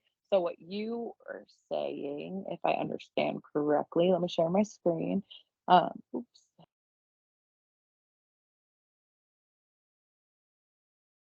Okay, so on here, this is just kind of a simulator that shows what it could look like. I'll let you know if anything looks slightly different than the real actual example. But if I were to do auto award, right? If I were to do the auto award and today's the 17th at the start of a free fresh week, right? And they got that free play and they got that comp. If they already received it, then they would just go to this money icon, select promotional award, and right here would show that like whatever amount I gave them. So if it was that 250, if it was that 100, they could readily come here, select the arrow. This part's different. They would have to put their PIN in to validate who they are. Once they put their PIN in, it'll ask them how much they want to download, verify, and then it would download and they can play. If it was a comp, it would go to the gear. Underneath gear, it would show that they have the comps available. So again, what's different from here is that it would actually show the comp name instead of just expiration dates. Sorry, this is just like a tool for us to use, but it's not 100% accurate. So when I say it'll have the name instead of just the expiration here, and then they'd be able to use these things right away. With the other way that you could do it is that if they card in, today is Monday, they got their offer, cool. So now they have to card in, they have to come here. You can see the offers available. So it would say monthly promotion A or whatever you guys want to name it. They would choose the promotion, and on here it would say please select award, and that could be two things if that's what you want to give them, or it could be one thing and it could just be one item. They would highlight the item, select the plus sign, and then it puts it in the buckets. Is there a way you guys prefer over the other? Okay, so basically you can go in there and see that it's already on your account, or you can go in there and select to put it on your account. Yep. So one is the auto award where it just automatically falls where it's supposed to fall, and the other one says no, we want them to actually like have to card in and choose it, and then it will be available. There's upsides to both, right? Right. One makes the person actually have to come in, and it's more an incentive for the person to come in. Then the other side to that is a lot of the user experience. If you have older like guests and it's a little bit hard for them to use certain technologies, then it's going to be more relying on your employees. So upside to either. I think we would use both. I mean, we like for them just to go to the machine and see that they have it in their balance. But there will be certain promotions where we want them to go in and select their offer. Okay, perfect. So either way, you can do both. You can do either way that your guys' want. Just keep in mind, like for this one, if I wanted this one, they have to choose, but maybe I wanted this one they have to card in and select that little gold icon. And this one I just want it automatically to go to their account. I can do that. I can import both at once, the definitions. And so when it actually imports it and I issue it to the guest, the Synchros would know which one to do, right? It would automatically know based on the default configurations you already set up. And those expiration hours, I mean, none of that pertains, right? Because we have a start time, a start date and an end date. Yeah, so these have to be in there. They're like a backup in case something goes rogue, like I said. But the ones that really Okay. matter are the second import. The second import here, this is just an example where you say the patron ID. So of course you're gonna have to do some data analytics to get those. And that custom ID that you guys created, I recommend the custom ones because then you guys already know it and you don't have to look up it every time and remember how many zeros are in that like 10 million number, right? And this is where you're gonna put the activation. So I would change this would be like today's date, for example. Oops. And then I would say that it ends maybe like Sunday evening, which would be the 23rd, right? And then if this was one that auto activated, how long are your monthly promotions good? So normally, let's say it's an auto award and they get it the day they're supposed to. How long do you want that to be good for? Do you want it to be the whole week or just a few days? Well, yeah, sometimes we change it up, but yeah, normally it's 7 days, but depends on the Okay. tier. Hypothetically, just for this one, we'll say it's the top tier, they get the whole week. Okay. But let's say this one is a different offer. This is our offer B. Let's say this is our offer B, right? I'm just gonna do this because I don't want to have to, you could drag it down and then at the bottom do the copy sales thing. But this one is going to be the one where they have to go in and they have to choose it. So if I don't come in, so I may have got it today, but I didn't come in until Friday to actually activate it. Do I want to give them 7 days or do I want to leave them only 3 days? Because keep in mind, they may activate it at the end of the week, but if it has a 7 day expiration for that prize, once the prize is actually issued to them, that's when this expiration starts. Right, yeah, I don't like it. I like just having a start date and an end date. I mean, because for these situations, that's what it pertains to. For maybe in another scenario, we want to have them use it so many hours after they activate it.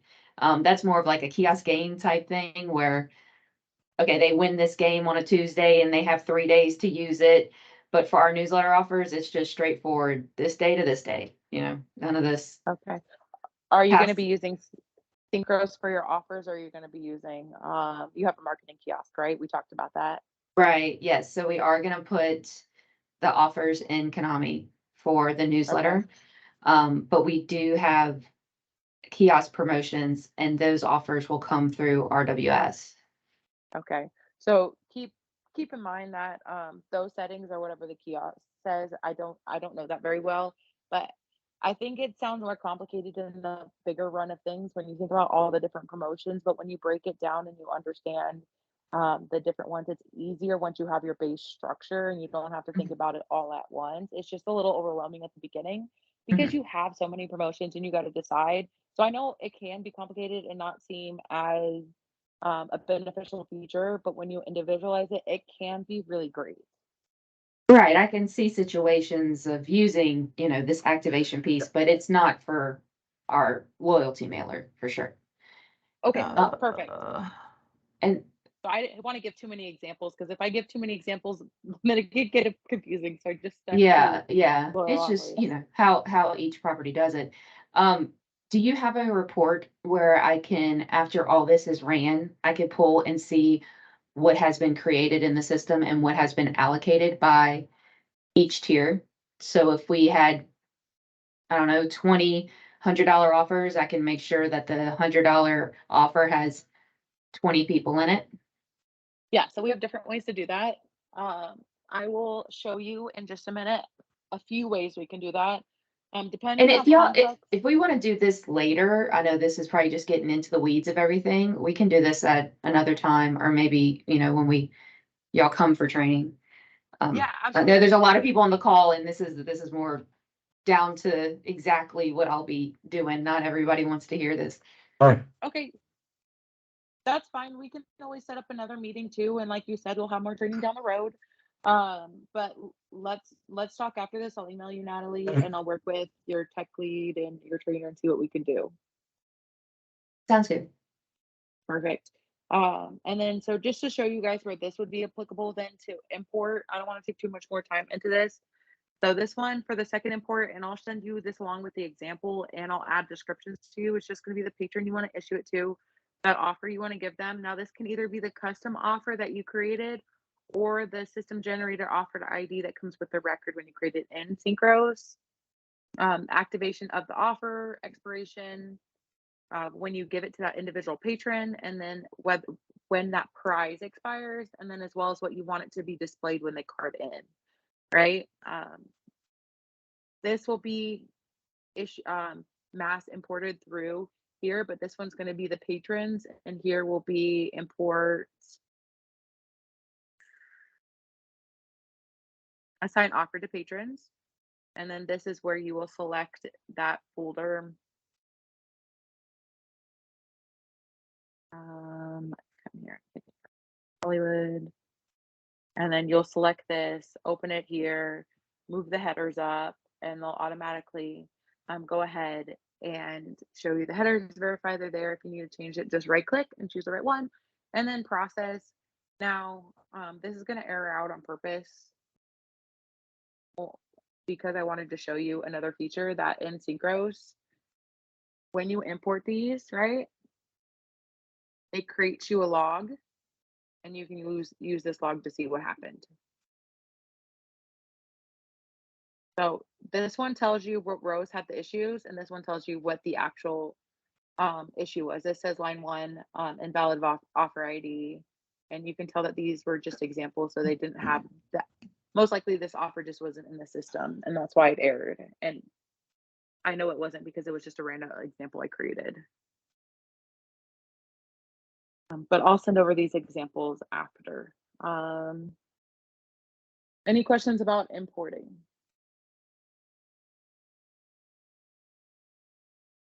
Alrighty, let's go ahead and look at a few different features that go with offers, one including reporting, and then we can go ahead and move on from this one. So Synchro's menu button. I already showed you the manual offers where you can individually issue just in case.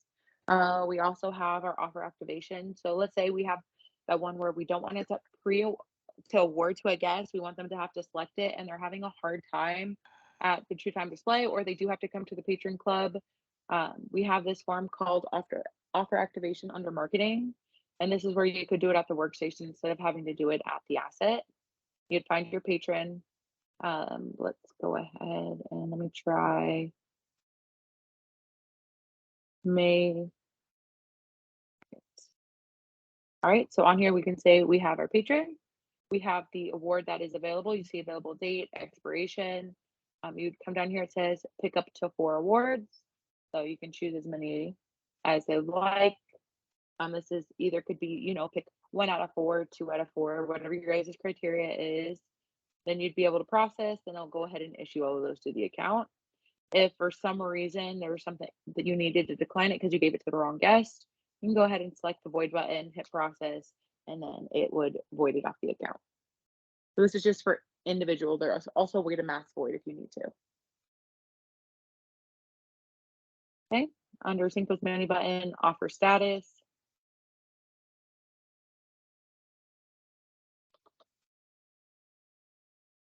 This is going to be one of the ways you can look at reporting. So change filter at the top. Here, let's say I want to look at anything that was imported today. Use today's date. If I want to narrow it down to a particular offer, I can put the offer name or ID in here. I can also narrow it down to how I issued it. And then I can go ahead and apply. And then it's going to show me anything that had been issued today. You can generate this, and this allows you to export it. And that's probably going to be a little more one way that we can look at. But like I said, we'll go ahead, Natalie, and talk later about more reporting, and I'll reach out to you. Sounds good. Perfect. If I need to mass void an offer, Synchro's menu button, marketing, void offer. Let's say I just imported something and I need to go ahead and void it because it was the wrong amount. I can choose the offer, and then I can narrow it down by delivery, or the instance, the batch. You can see how many are pending and how many been completed. I can void offers, and it's only going to do the 2 because the ones that say completed are either been voided, they've expired, or they've been used, right? So the ones that have not been used and still available are the only ones you could void. Remember, you can't void something that's already been utilized, and then I'll go ahead and void. Any questions on anything to do with everything I just went over?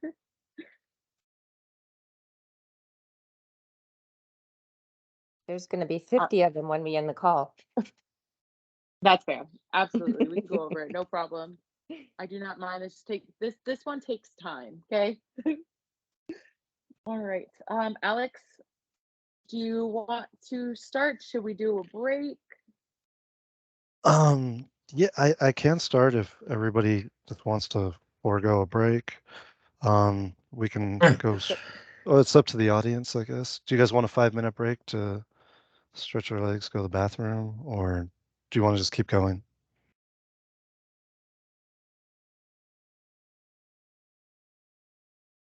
Keep going. Okay, let's keep going. Oh, I need to stop sharing my screen, huh? That might help. Yeah, you're doing great. Thanks, Danny. That was awesome. Absolutely. Thank you. Let me share my screen now. I was following along. Here I am on the award maintenance form. So next, guys, we want to get into your random giveaways and how to create those, how to use those. Those are your hot seat drawings. So where do we go? We go to the, oh, let me hit cancel. We go to the Synchro Start menu button. We go to marketing. We go to random giveaway.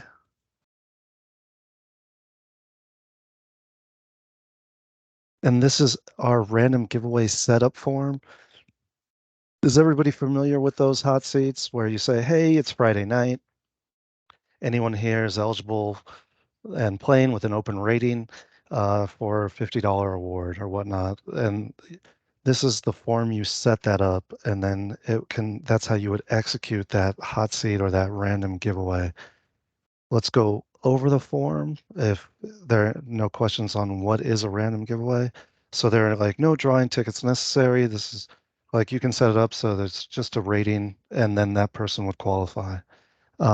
In our particular case, our form is blank. What do we have at the top? We have the random giveaway ID. This will be assigned system generated after we save our random giveaway. We can do casino CQH RG for random giveaway. We would want to make it active. So now we've named it. We have the recurrence. Synchros is very cool. It will allow you to just schedule it and have the system run the random giveaway for you. When I hit the change button, I don't know if you guys all saw that. I hit the change button. It's going to have another window pop out, a recurrence pattern, recurrence information. If we keep it as on demand, then we, the casino operator, can run that random giveaway whenever we like. If it's going to be run on a Tuesday night, we just pop into the form and run it, this particular random giveaway on that Tuesday. But in this case, we can set it up to automatically run for us. So you can set it up as, does it run just one time? Is it going to run daily? And then you can then set up, do you want it to run daily for 3 days, for a week, for just 5 different occurrences? And then you would go to the time options at the bottom. Like first you would select how frequently you want it, then you would select for how long you would want it, the range of occurrence. You could do no end date, then you see our number of occurrences grays out. In this case, we could say 5, and then you could say at what time do you want it to run on that day. In this case, you have the hour, minutes, and AM or PM to set up that time. So it would run starting the 17th every day at 9 p.m. And then it would check the other criteria that we set up later on in the form we'll get to in a minute. But I just want to show you all these options in case you would like to have the system run your hot seats for you. You can choose hours. So then maybe you would say, okay, it's going to run at 8 p.m.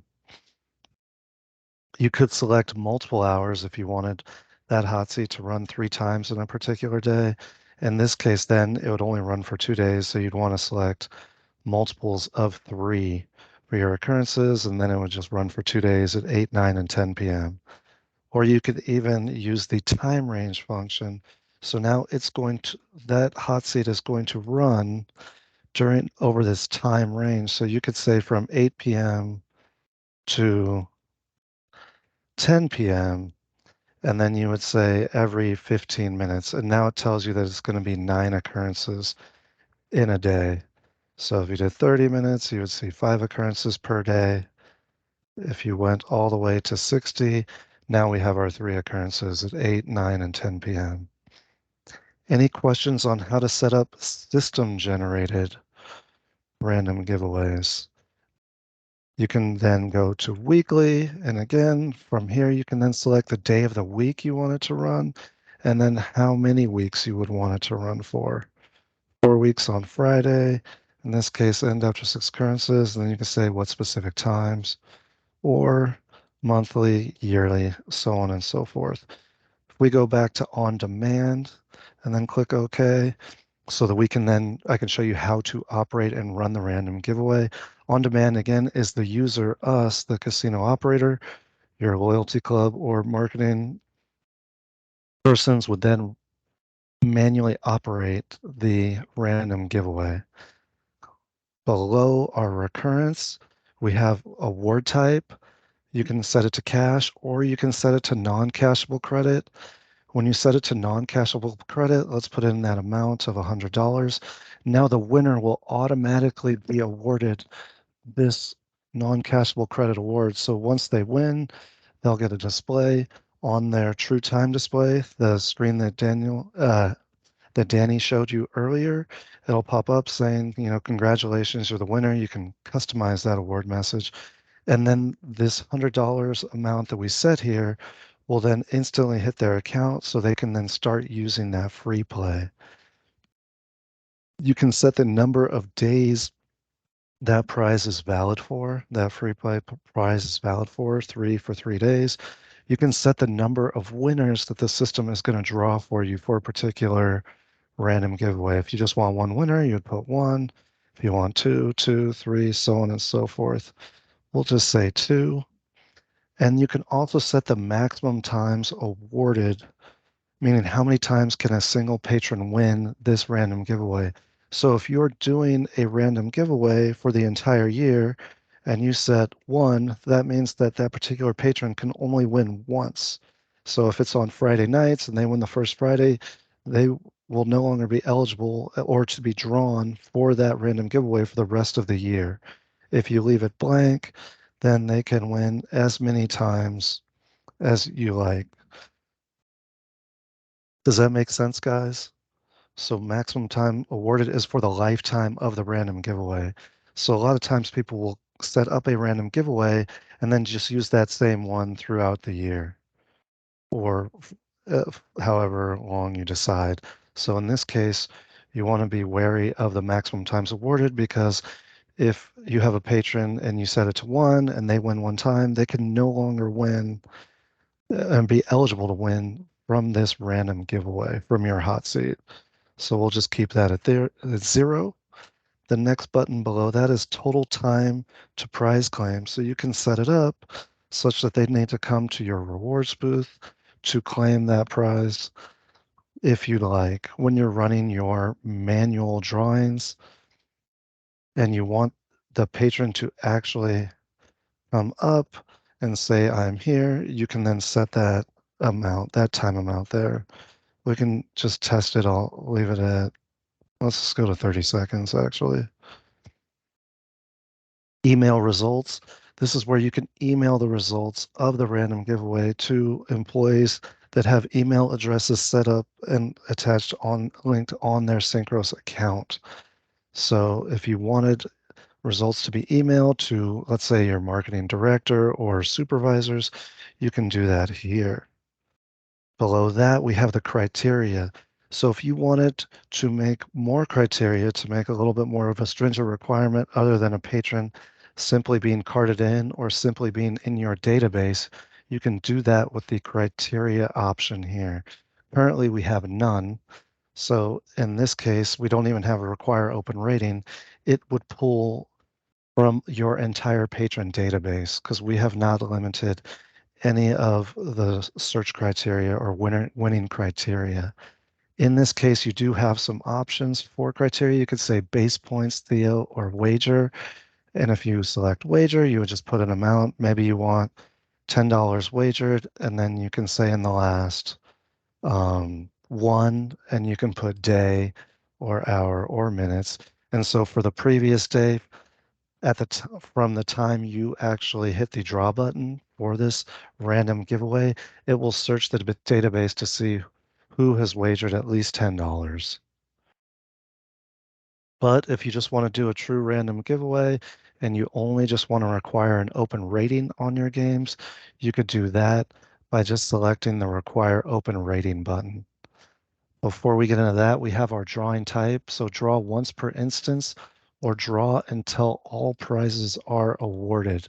In this case, if you draw until all prizes are awarded, and let's say you have 0 set here, but you're doing the random giveaway 2 or 3 times, like you do one at 8 o'clock, 9 o'clock, and 10 o'clock, and you don't want to award the same patron you don't want to award that same patron twice, like the one that wins the 8 o'clock drawing, you don't want to win the 9 o'clock drawing. So you can, when you run that drawing, reject that patron and redraw. And then when you do that, this would allow you to keep the same instance number for the individual drawing because Synchros is going to create a record of that drawing, give it an instance number or transaction ID basically for your reporting. And so this allows you to then have all of those, if a patron was rejected and then who was accepted, be tied to that single drawing. Or if you just want to draw once per instance, and if a person doesn't qualify or isn't eligible for some other reason, then you just don't award the prize. You can do that as well by just leaving it selected as draw once per instance. It would bring you, in this case, your 2 patrons, and then you would decide to accept or reject them. And then that would close that instance and complete that transaction record. Otherwise, if you selected the draw until all prizes awarded radio button, it would allow you to reject a patron and then it would redraw. And if you had one winner and you needed to redraw, it would just draw one more patron so that you could have your 2 winners for that hot seat giveaway. Again, require open rating. This requires that patrons to be eligible to win your hot seat have an open rating. You can select what rating type. Will it be just slot ratings? Will it be just a table rating? Will it be both? We'll leave it at any. The next radio button here, we have allow location override at the time of drawing. If you select this, then when you go to the drawing, you're going to have to select the zones where you want to draw a winner from. If you leave it blank, currently this will draw from all of your zones. But here, if you wanted to, you could then sort of eliminate zones or make it so that you could drive business to a particular zone or bank of machines if you wanted to. If you wanted the hot seat to only be for high limit, you could do that. You can click on your high limit zone. If you wanted it to be just for certain banks within that zone, you could come in here and then just select the individual banks themselves. If you wanted to use this to drive business to a particular part of your floor, maybe you have brand new machines or whatnot, you have the ability to do that. Below that, we have our chance. If you want to give everyone this carded in an equal chance, you can by leaving it on the equal button, or if you want to weight it by wager amount today meter, so the people with a higher amount wager today have a better chance of winning, you could do that as well by clicking on that radio button there. I like to leave it as an equal chance in the case of our random giveaway. Now pairing with our criteria type, we have our requirements. So this is another way to sort of filter who you want to be eligible to win your random giveaway. If you want to include all groups, you can. If you want it to only, so that, let me uncheck the box and then we can choose our awesome winners so that such that they're only eligible. If we want to add another group, we can do that. And now we have these 2 groups. You would have to be in this particular group to be eligible to be pulled as a winner for this random giveaway. I'm going to check it back. So now everyone's eligible. We also have it so we can select it by card type. If you want just your highest tiered players to be eligible, you would select that tier. If you want it just so that your base tier players is like a new player promotion hot seat are eligible, so that only your, I believe it was Ruby, only your Ruby card type players can be eligible. You can set it up that way as well. If you just want everyone available, just keep these boxes as they are defaulted and checked. But you do have the ability to create a group and make it so random hot seat, only the people in that particular group are eligible if you like. The notification tab would be for you to receive that random giveaway detail report after a random giveaway has been performed. You can set it so Kevin Smith, Cassandra Gutierrez, you just drag and drop, much like all of our other forms. You can either double click on a name to move them. If you want to move them back, you can click the single caret down here. And then this allows these people to automatically receive that random detail giveaway report after a random giveaway has been performed. Let me go back to the random giveaway tab. Are there any questions on this, guys? If you are giving out a prize other than a non-cashable promo, maybe it's a cash prize where you're giving out a hat or some other merchandise, you can just leave the award type as cash and then put a 0 amount in there. And then you would record that later that you had given away a sweater or food comp or something like that, you can just manually issue that and then leave a note that it was for this particular random giveaway that the patron had won. So again, random giveaway, we want to make sure it's active, give it a name. Is it going to be on demand or is it going to be executed by the system? Again, that's hitting the change button and then selecting our occurrence pattern. What's the award type going to be? Like using non-cashable, just as an example. Number of days that prize is valid, how many winners, max times awarded, and then total time to claim prize. Excuse me. We have require open rating. So I'm going to hit the save button. Very important that you always save. After you've created a record, we'll see record inserted. We now have a record ID number. Then here is our $25 CHRG.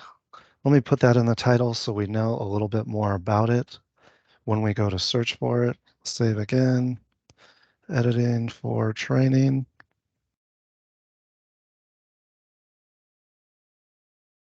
Any questions on this, guys? Everybody understand how you can select which part of the floor can be used for the random giveaway? If you wanted to segment it off so that you can only use part of the floor, you can do that here. Or if you click allow location override at time of drawing, that then when you actually execute the drawing, you can then manually go in and select which zones you would like to people to be eligible to receive that prize to win the random giveaway. I have a If that- question. Sure. In the beginning, you had mentioned you can either accept or reject a winner. I'm assuming that's Right. if you're running it on demand. Correct. Where does that reside? It's the next form that we'll go Okay. over how to actually run them. If you do the system generated one, there you don't have the option to reject patrons. They just win. There is no the total time to claim prize gets grayed out.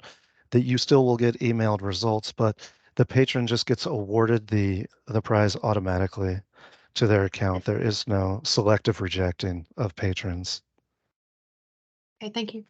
Okay, so next we have our random giveaway set up. One form that I wanted to go over really quickly before we talk about how to actually execute is a random giveaway copy. So we created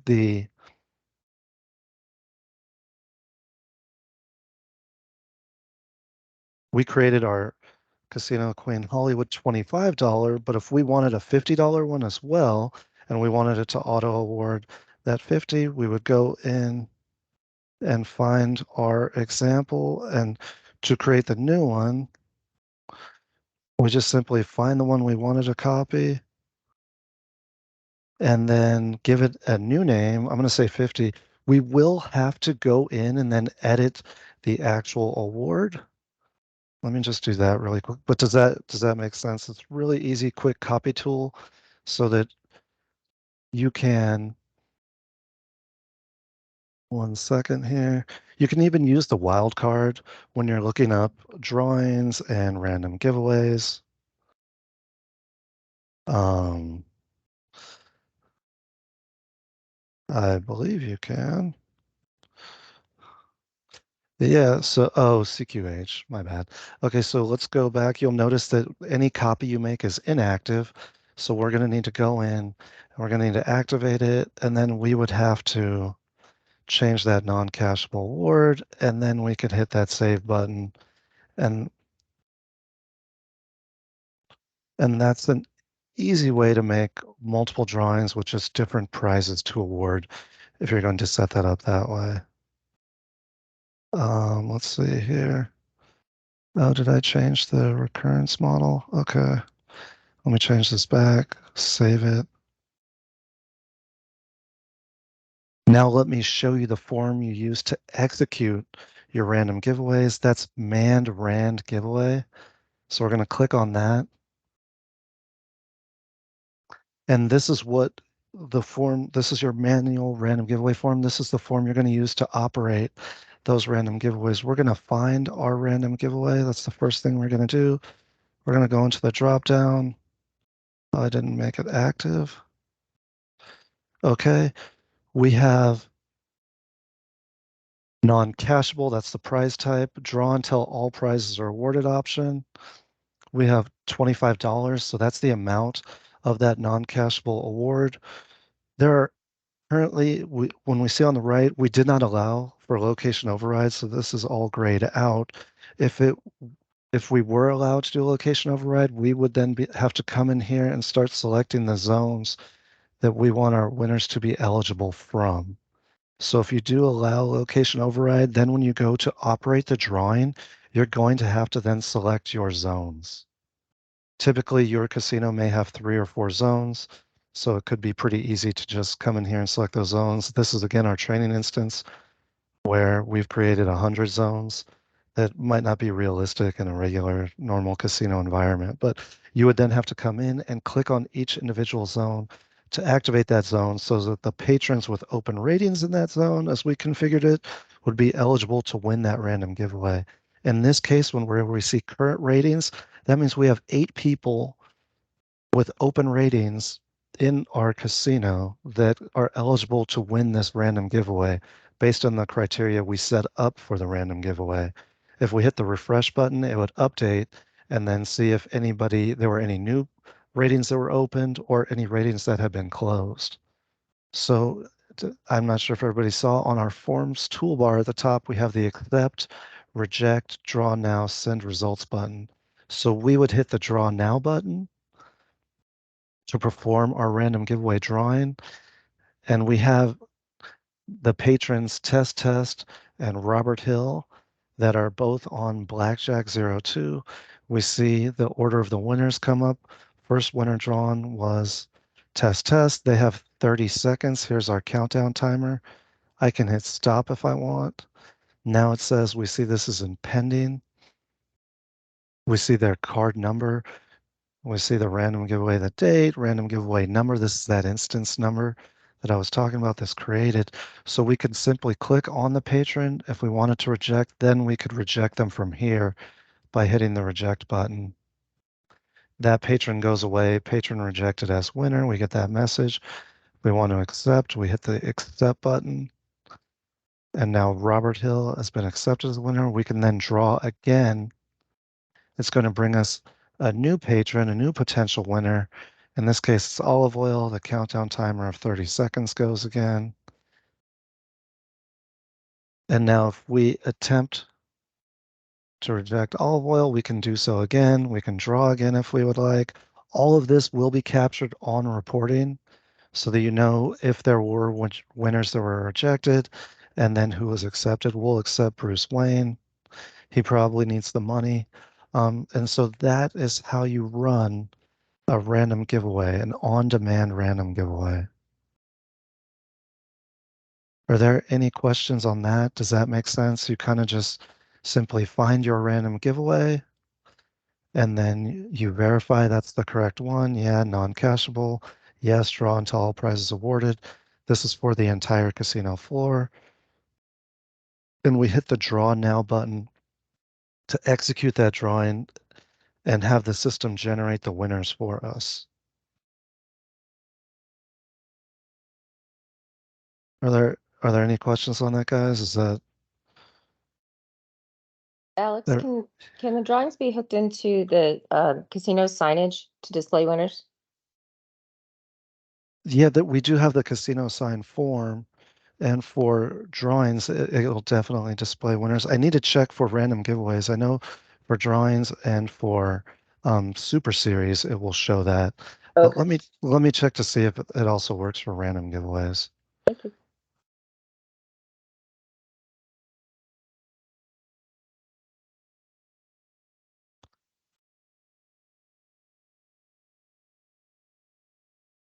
Next, we have our actual drawings.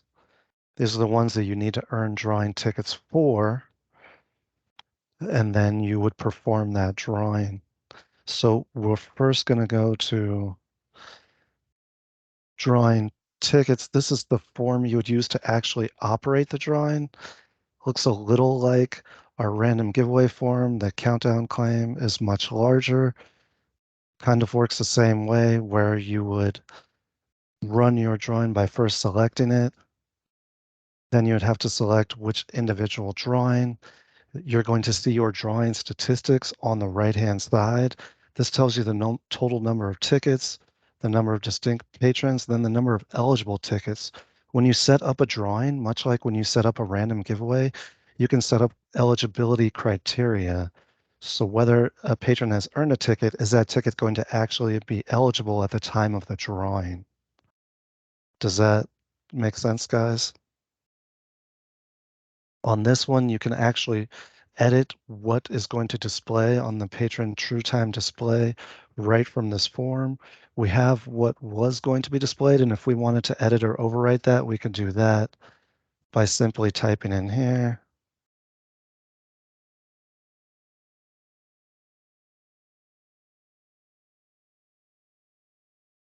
And again, this form, we can reject this individual patron.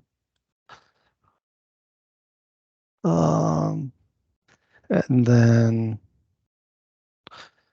in this case, it does an animation. This is all configurable where I'll show you on the drawing ticket setup form. I just kind of wanted to skip straight to this form so you can see what it looks like to run a drawing. We'll come back after we set one up. But again, we have our patron from that drawing. We see the animation countdown. And now we can go ahead and accept that patron if we'd like. And the drawing closes. But let me show you, this is how to run a manual drawing. Let me show you how to actually configure your drawings. And then we'll come right back to that form as well. So that's in drawing ticket setup.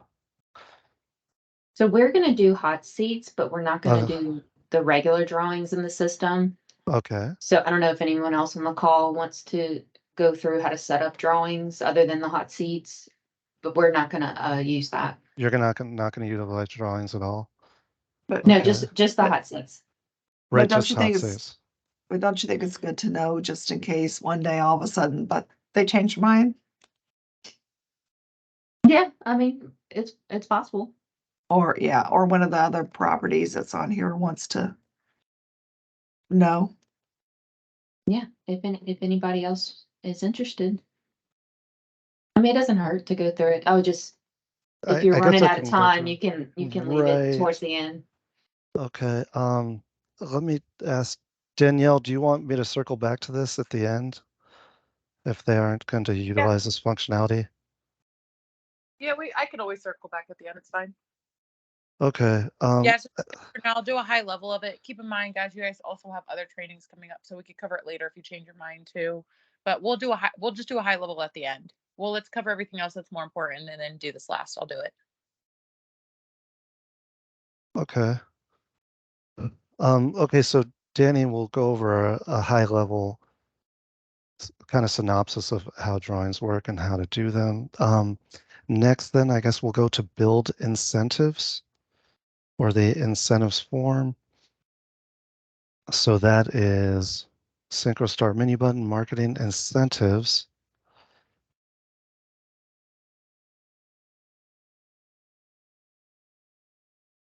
And your incentive maintenance form, this is where you guys are going to go to build your point multipliers, to build your bounce backs, your earn and gets. It all happens through here. Like with an offer, it's what you give somebody for their previous play history. Incentives are, if you do X, we'll give you Y. And the Y would be a single thing. So we have our regular incentives, which are point multipliers. If you were utilizing comp points, you could also set up a comp multiplier this way. The top is where you would name your incentive. So you might want to use Tuesday's point multiplier. Maybe we'll say Tuesday's 2x point multiplier. And you have a 32 character limit. So we'll just end it there. And then we'll want to paste that in the internal description where we have a few more characters, I believe 255, and then set that here. We have our active button. So in order for the incentive to actually be issued and awarded to a patron, it has to be active. We have our start dates. I'm going to backdate this because we're on the 7th. And so we want it to go to the 31st. So this might more accurately be July's Tuesday 2X.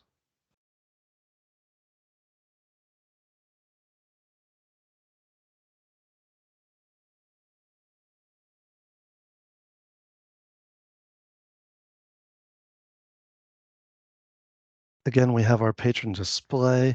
We would first want, since we're going to be doing a multiplier, we can go ahead and say what we want the patron to see when they've earned this award, when they card in on the particular gaming machine and start earning.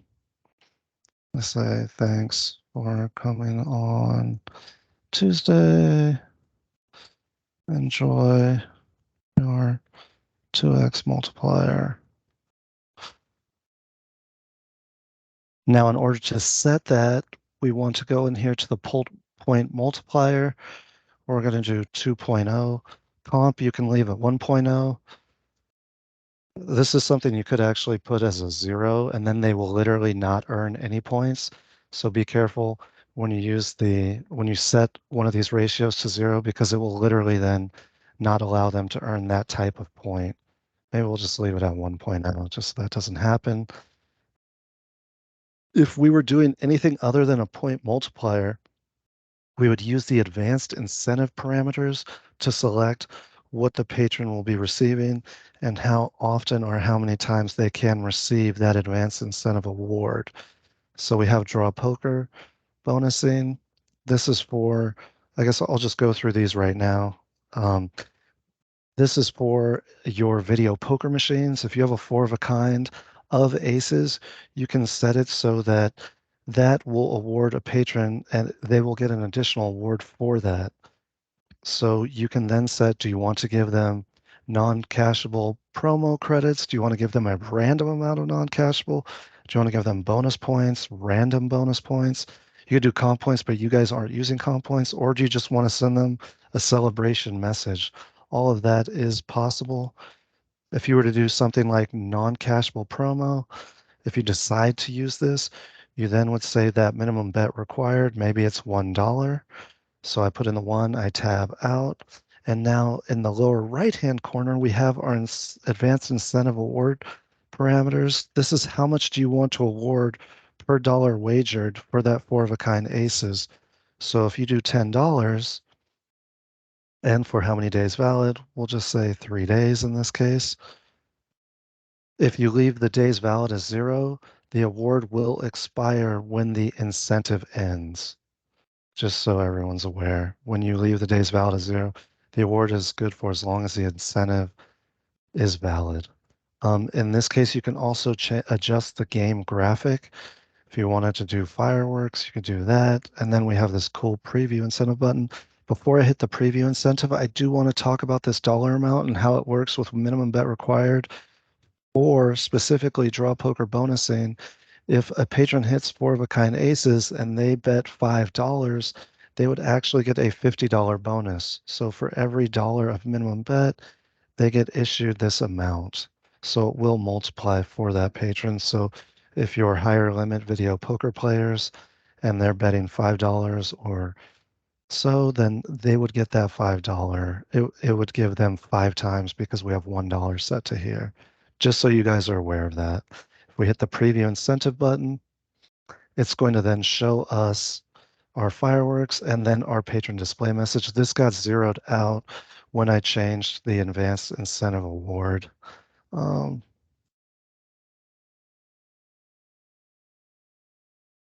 So now if I hit preview incentive, you see what it'll look like on the patron's true time display that they're carded into on the machine. Again, this is for the draw poker bonusing. You may not be utilizing that. If, let's say, now when we have this promotion frequency set to never, that's how we utilize the point multiplier functionality. But as soon as we choose a promotion frequency, let's say you want this to be earned once or every day, Now we can then select what promotion type. This dropdown was grayed out before, but now we have these options are what do we want to give the patron for the incentive? What is their award for what they have done? So we have, do we want to give them non-cashable? Do we want to give them a random amount? In that case, we would put in the minimum award, a maximum award, and then the average that the patron will receive. And then again, we have our days valid functionality, and then we can set that game graphic to one of 40 different, or if you 43 different, or if you want to customize, you could contact support and give them your own graphics if you wanted to use those. We have the maximum times awarded per patron. Again, this is for the lifetime of the incentive. How many times can they receive that award? If you want it to so that the patron can only get it 20 times, you could do that. If you wanted it to be 10, you could do that. If you wanted them to earn it an unlimited number of times, they would still be limited to once a day, but then you would just leave that as a 0. Or another feature we have is the incremental feature. So that, and that way you can make it so that if they earned, this is where you would utilize the meters functionality. So if they're earning 100 points per day, or if their coin in is for every $500, they could earn that award. Then you could set up how many times per day they can earn that individual award. So we have the incremental option as well, such that if you have patrons and you just want them to play, as much as possible and earn, you would select the incremental type. And you can set that so for every 100 base points, maybe on a Tuesday, they could earn 10 more points. Again, that's the incremental meter type. Let's do every day for now, just to set up a kind of a basic one? Or what types of incentives do you guys think, do you expect to go live with? What do you typically do? Do you do bounce back incentives, earn and So gets, we are doing multipliers? we are doing multipliers, but that's also gonna be through RWS. We Okay. do a earn and get, that is a monthly promotion that goes along with our loyalty mailers. Mm-hmm. So instead of just getting a flat out $5, $10 offer, they would have to earn a certain amount of points to get Right. $5. So Okay. that would be one that I would utilize, but the other ones will be set up in RWS. Okay. So in that case, you might say every 30 days, and then they would, if they earned, it would, or you could just say once, actually. There are different ways to do it, but you could say once and then you'd put from July 1st to July 31st. So they could earn that once in the month of July. So you do something like that. And then They for actually August, they can or can actually they can earn the points. So, okay, I'll just tell you the exact thing. So every 250 points, they get an additional offer amount. So for every 250 points, they get a $5, up to okay. $20. Oh, so then they could be awarded it 4 times. Yes, during that Okay. month. So it is from the 1st to the 30th or the 1st to the 31st. That's how the Gotcha. valid period runs. Gotcha. Okay, we would then have to set in the dynamic tab those meters, and then and they can only be awarded it 4 times. Correct. Okay. So you'd want 4 times, but this, I will have to get back, and they could earn it 4 in a single day. Sorry, I Or keep muting myself. so, Yes, yes, that's they correct. could, If they earn it okay, all in one day, then then they earn they it all earn in the one whole, day. right. Okay, I will get with Danny on setting that one up for you.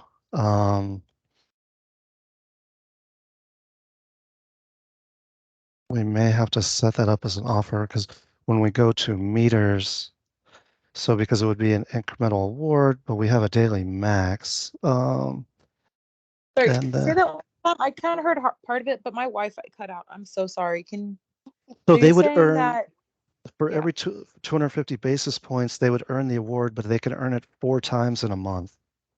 But they could earn it all in one day. Uh, yeah, let me play around with that. I have a few ideas, but I want to test it first. And then so Yeah. let me test it in my lab and then we'll get back to you.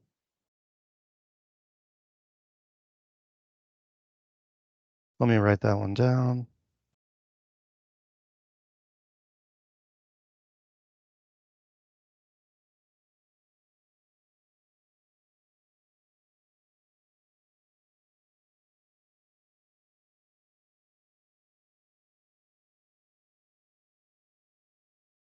In any case, how you would set up a standard, but you're not using, if you were using the point multiplier, hold on one second. Again, we would have to go back to none and then set up our promotion frequency to never. And then we would set that up here. So the front page is what we are giving them, what they're earning, and the name and the promotional message, and then your start date and times. We have estimated limits. So in case you wanted to give only 1,000, you only had 100 of a specific award that you wanted to give a patron, you could then put in estimated limits. This would go great with other possible advanced incentive awards, or comps, or drawing tickets, or bonus points.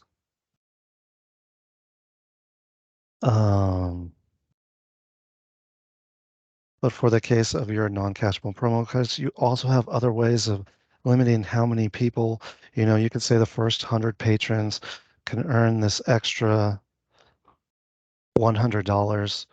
It might be some, for your grand reopening promotion or something like that. You can put in an estimated award count and then an estimated amount value. So 100 times 100, we do 10,000. And when either one of these are hit, any one of these are hit, it will then stop the promotion. So this is another way, if you wanted to limit the amount of these free play awards that you're giving out, you could do so with the estimated limits functionality. That's included in this form also for a particular incentive. If you wanted to say, hey, we only want to give this out to 100 patrons, you could do so. If you are giving it out every day and you have earning criteria that requires like maybe only your VIP patrons would earn, then you can say every day, and then you can again do, okay, 100 awards. And then when those 100 awards or $10,000 worth of free play were given out, the promotion will stop.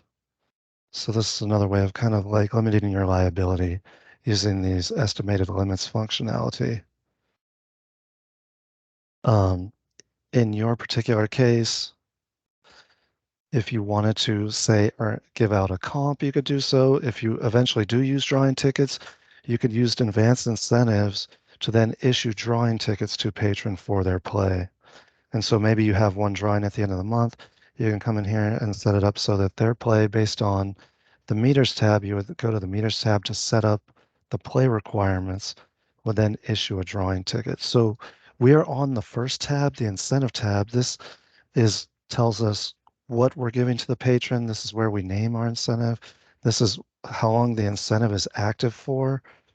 And these other tabs, card types, categories, dates, day, time, device type, this is where we can say who can qualify for the incentive, where the incentive can be awarded, what the patron has to do in order to earn the incentive, like with meters. Or if you want to make it so that you award a patron for coming in for the first 5 days after you have your grand reopening, you can create an incentive for that, where you say, okay, the number of trips, we want it to be 5 trips on the first week. If your grand reopening is in August, let's say from August 16th to August 23rd, you can set something up like that. And then you can say, okay, they must have a table rating or video machine rating or have swiped at a point of sale machine. And we want to reward them for actually coming in and coming in 5 times during that first week. You can set up incentives like that. Card types, this is how you can set up an incentive so that only patrons of this particular card type can receive that incentive award. So if you want just your highest tier, maybe that would be the black card, or just your top 2 tiers, black and diamond, you could set that up. And now they have to be a black or diamond member to receive that incentive. You can then, these forms are all joined with an and function, much like Danielle was talking about. So patrons have to meet the requirements of each of the individual tabs to receive that incentive. So we also have categories. Now these are device categories. You'll notice we have multi-theme if you wanted your electronic table games. So if you wanted to drive business to a particular, or if you wanted to exclude so that they could not receive that award from an electronic table game, you could come in here, move it over, and then click into the exclude box, which is very handy if you wanted to make it so that they could not receive those awards from particular devices on your casino floor. But this is a way to potentially try to get, you can get with your slot department and see, hey, can we create an incentive so that we get more people in seats for these particular types of games? They could come to the categories tab and make it so that they can receive awards from those games only. You can use the dates tab. Now we also have day and time, which would be specific days of the week or relative days that you can receive incentives. But we have the dates tab where this is nice, where you can set it up where if you wanted to set up a birthday promotion, you go to the date type, you put in birthday, and now we've added this custom range feature so that you can make it that a person can come in 7 days before their birthday or on their birthday or 7 days after and then receive that incentive award. Any questions so far on any of these other tabs that kind of like help you set requirements for who's eligible for incentive or where you can receive incentives at, where you can redeem them? The daytime tab, this you can say a fixed day. So this is where you would come to say, okay, it's Tuesday. If you're using that point multiplier, you would have your start time and end time. So now Tuesdays, your incentive is valid. Device type, these are the types. So literally your real machines, your video machines. If you want to come here, so they must be carded into one of these machines to receive that incentive award. You have actual devices themselves.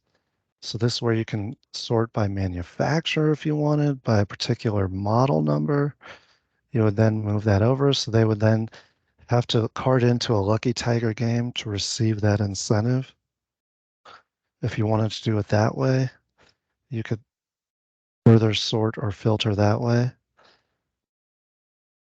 The Dynamic Devices tab, this allows you to include or exclude certain sections. This is our training instance. You can then come to the zone and make it for that entire zone.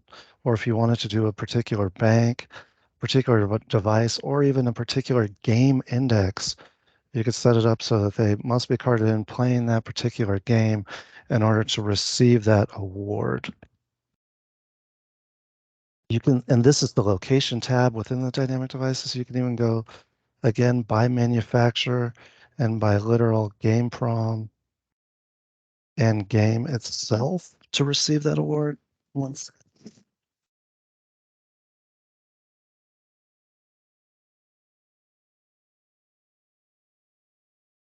And then you have even custom fields. So if you had a particular custom field for a device, if you wanted like the 2002 vintage edition, so that you would include only games that had that particular custom field attached, or you could exclude via the custom field. If you wanted tournament machines per se excluded, you could do that so they could not receive the award when carded into a tournament machine. Here's nice. Danielle talked about events. You could use events as criteria as well. You would then just type the event name. We would put in boxing match. You could select if they were merely needed to be invited or if they actually had to attend both. If you then, let's say, added a second event, now this is an OR function within these forms. They're OR functions within a tab, but AND functions between the tabs. So if we do $100,000 craps tournament, the patron would need to either be invited to the boxing match event or the $100,000 craps tournament event. Does that make sense, guys? So within forms, except for the patron form, it's an OR. They would just need to qualify for one of the parameters listed. But between each of the tabs, they must meet all of the requirements on each of the individual tab. And this allows you to specifically target who you want to receive the event, how, or receive the incentive, what they need to do to qualify for the incentive, and then where they can receive that incentive award at. Geography, you may remember this from the marketing wizard, basically the same tab. We have United States. We can go down to Louisiana. We can then select city. And so they must be in this postal code and have that attached to their account to receive that award. Groups, these are the groups. We have our regular groups. We have our VIP groups. You can set it so that they must be in this group in order to qualify for this incentive, or you can exclude a group. You can use this as a way that, let's say you had these patrons, but you don't want them to re-earn an incentive. You can then put them in a group and then mark them as excluded. If I can just hit the click on it. Oh, okay. And now the people in that group will be excluded from being able to earn this incentive. Does that make sense? That's a very cool feature, the exclude option. Meters, this is the tab that you'll be using to create your 250 points incentive. You can either use static meters or you could use dynamic. If you want to go incremental, you can sort by device type. You can say slot, table, or both. You can start this on July 1st, and then you can have your ending hour, ending date. You can then get highly specific for when you want to end the meter requirement for that incentive, or when they can actually earn based on these meters. So then we have our meter type. This is where you can come and say points earned, base points earned, or will you be using total wager? It sounded like you'd be using their points earned. Then you would say, okay, greater than, and then you would have 250. And so that's how you could use a meter. If you wanted to just slot, you could do just slot or table or both.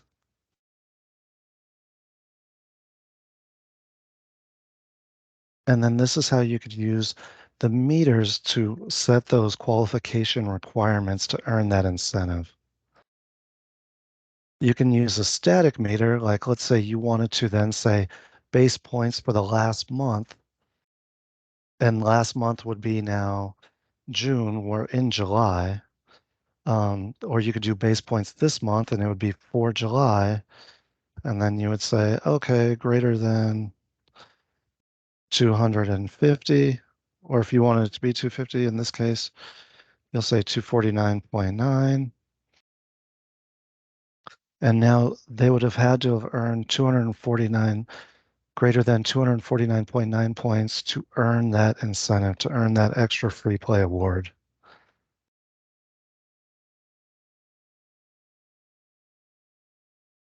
And that is the meters tab. Any questions on the meters tab? We'll be going over this again, and then we'll be going over with you how to build that 250 point incentive. but I just want to show you the meters tab so you're familiar with it.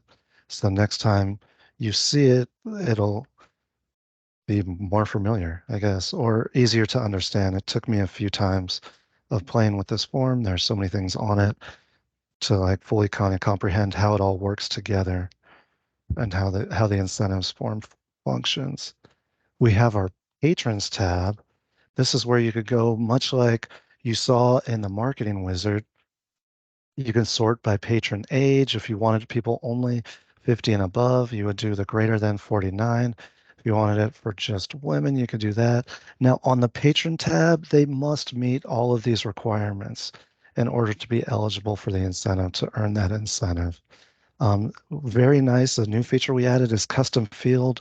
Do you remember when Daniel was talking about the patron maintenance form and said that you could add a custom field to a patron account? You could use that. Like he gave the example of military. So we had those fields in the drop down. Now we could use that as a requirement to earn this incentive. So if you wanted an incentive for first responders or for active duty military, and you had put that custom field and attached it and associated it to a patron account, now this will make it so that only patrons with that particular custom field will be able to earn that incentive.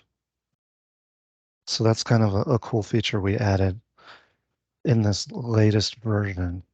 Then we have the patron activity tab.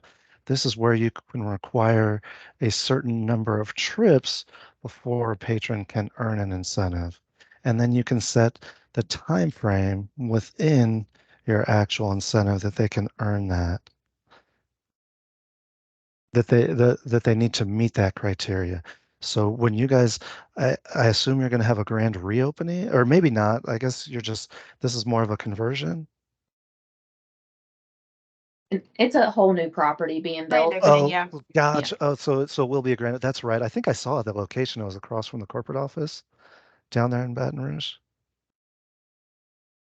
It's across from the Oh, Capitol. oh, okay, yeah, yeah, yeah. It was nice. Okay. Um, so this you could set up for your grand opening, like if, like I had said, you wanted to reward patrons for coming in multiple times for the first week or first month, you could do that via the patron activity tab, and then give them an incentive, another $25 of free play or what have you. The previous tab, this is also unique and very nice, where you can say if a person would have had to have earned a previous incentive, like let's say it's the 250 bonus points, they'd have to have earned it the first time, and now they can earn the 250 bonus points again during that month. This may be something that we use in order to create your earning incentive or not. We may do it another way. There's multiple ways. We'll flesh that out offline and get back to you on that. But this allows you to like layer or stack your incentives so that they would have to have played, maybe earned 1,000 points in week 1 to then be eligible for your incentive for week 2. And you can kind of stack it that way with the previous tab. You would simply click find incentive. You're going to get this little pop-up. I want to see the active ones. We'll say week 3 in the kitchen air fryer. So they would have had to have earned this previous incentive to be eligible for the current incentive that we're building. Does that make sense? How you can stack incentives that way? Build them out. Then we have the tours tab. This also is going back to what Danielle talked about with tours. Once you've created a tour, and remember how she showed you could make those generic cards? You can then say, okay, for this summer tour or let's just do my test tour. My name is Alex Neto, so I use the initials AN. And then you can print out those generic patron cards and use that as a requirement so that once they card in, if you just leave the meters tab blank, let me just hit the delete. Then when a person that's on that tour with that patron card cards into a machine, you can set to give them like $10. And so that's one way to use tours, or, a tour operator, when they say, okay, we're going to bring you 100 patrons on our tour buses, you create that tour and you say, sure, no problem. We'll have 100 generic patron cards printed out, and then they'll get $10 free play once they card in. We would set that promotion frequency to once in that particular case. We're going to change the name. And that's how you could kind of use the tour functionality with incentives to give the kind of like the tour operator to help them dangle the carrot to sell those tours, to sell out those tour buses for you guys if you utilize that functionality. And then we have offers. This is for cruise line functionality. It's under a different promotion type. Are there any questions on any of the tabs or how to use them or how they work with each other and how they work to sort of set who can earn an incentive, where they can receive these incentives at, what time of day or when they can receive an incentive, or then what they have to do to qualify, whether you want them to actually earn something, or if you leave the meters tab blank, then it's just purely by them parting into an actual machine to earn that incentive. And then what particular awards and how you select the award types. You first would need to change the promotion frequency from never to a specific frequency type. So once would be earning it one time, once per trip would be once for trip, how trips were defined. When Danielle went over that. Or can they earn it every day? Would it be every 7 days? So if they earn it today, Monday, they couldn't earn it again till next Monday after 4:47 p.m.? Or would it be every 30 days, every 90 days, every 365 days? And then last would be that incremental functionality where they can just continue to earn, and then you could maybe set a max daily award. Then once you've decided that frequency that they can earn it, we go to the promotion type, and that's what they are earning. And just in case, we have our non-cashable, we have random, drawing tickets, comps. When Danielle showed you on the comp maintenance form, one of the checkboxes was for incentives. So you can set such that if they earn 1,000 base points in that day, you give them a spatula or maybe, a barbecue set or something for the summer, something along those lines, or a tournament entry. Bonus points that get added to their account, random bonus points. You guys aren't using comp points. Or do you give them an offer? Do you remember when she created the offer? That's where you give them that package and they can have multiple prizes in that offer for doing something completely outstanding. Maybe it's earning 10,000 points in a day or what have you. And then you have message only. You could use this in conjunction with the manual random giveaways so that if they are playing and now they've earned, let's say, those 10 base points in the last hour to qualify for the manual random giveaway, you can set up a similar incentive, require them to earn those 10 base points today. And then once they've done so, it will send them that message to the true time display saying, congratulations. Uh, Hold on. I can't spell.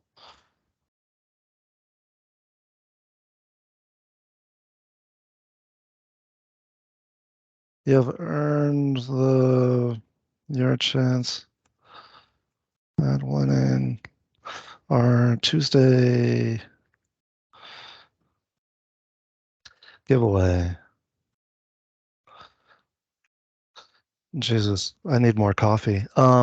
So you could do something like that. So you can pair the incentive with your random giveaway to give people notice, or if they've almost earned enough points to qualify for the random giveaway, you can send them that message too, so that they are aware there is a random giveaway today, and they just need to earn another 10 points or another 50 points so that they qualify for your $100 hot seat manual random giveaway. Any questions on any of this so far?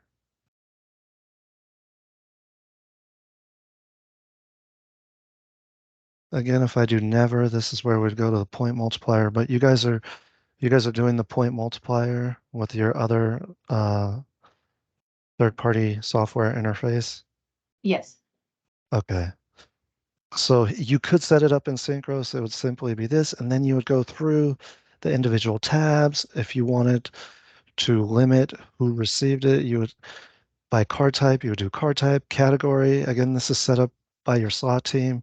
And so these will be here based on what your slot team has inputted. Dates would be, this is nice for maybe your new patron sign up. So you could have your first rating date be a qualifier so that you give something out for people when they first sign up. You can do their birth date, or if you capture people's wedding anniversaries or retirement dates, or give them a based on their tier promotion, you can give them an award. In that case, you probably wouldn't have anything in the days before, it would just be the days after. Date and time, this is, and when we hit the add button, this adds another field so that now we're saying it can be earned on Tuesday or Wednesday. And then you can do your times. If you want to get super specific, you can. And keep in mind I need a new mouse pad. Keep in mind within the tabs themselves, it's or. So they need to do one or the other, or the other, or the other, depending on how many different fields or requirements you have set up in a date tab for all of these tabs, except for the patron tab, where they would need to actually meet all requirements on the patrons tab to then be eligible for that incentive. Are there any questions on incentives, guys?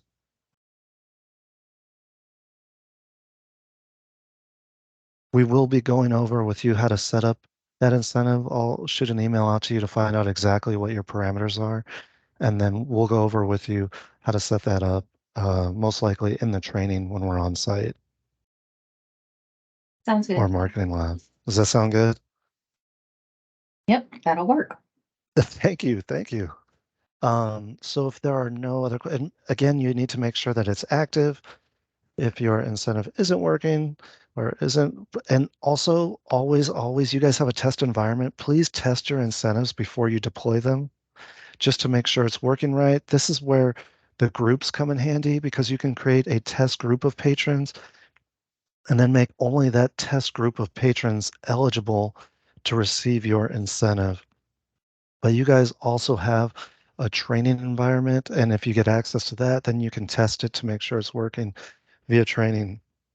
But if not, and you want to test in production, I highly recommend you create a group of test patrons and make it so that only the people within that test patron group that you've created are eligible to to earn your incentive and receive your incentive, so that there are no snafus or anything where you're not over awarding or under awarding, or the people that you want to receive the incentive aren't receiving the incentive.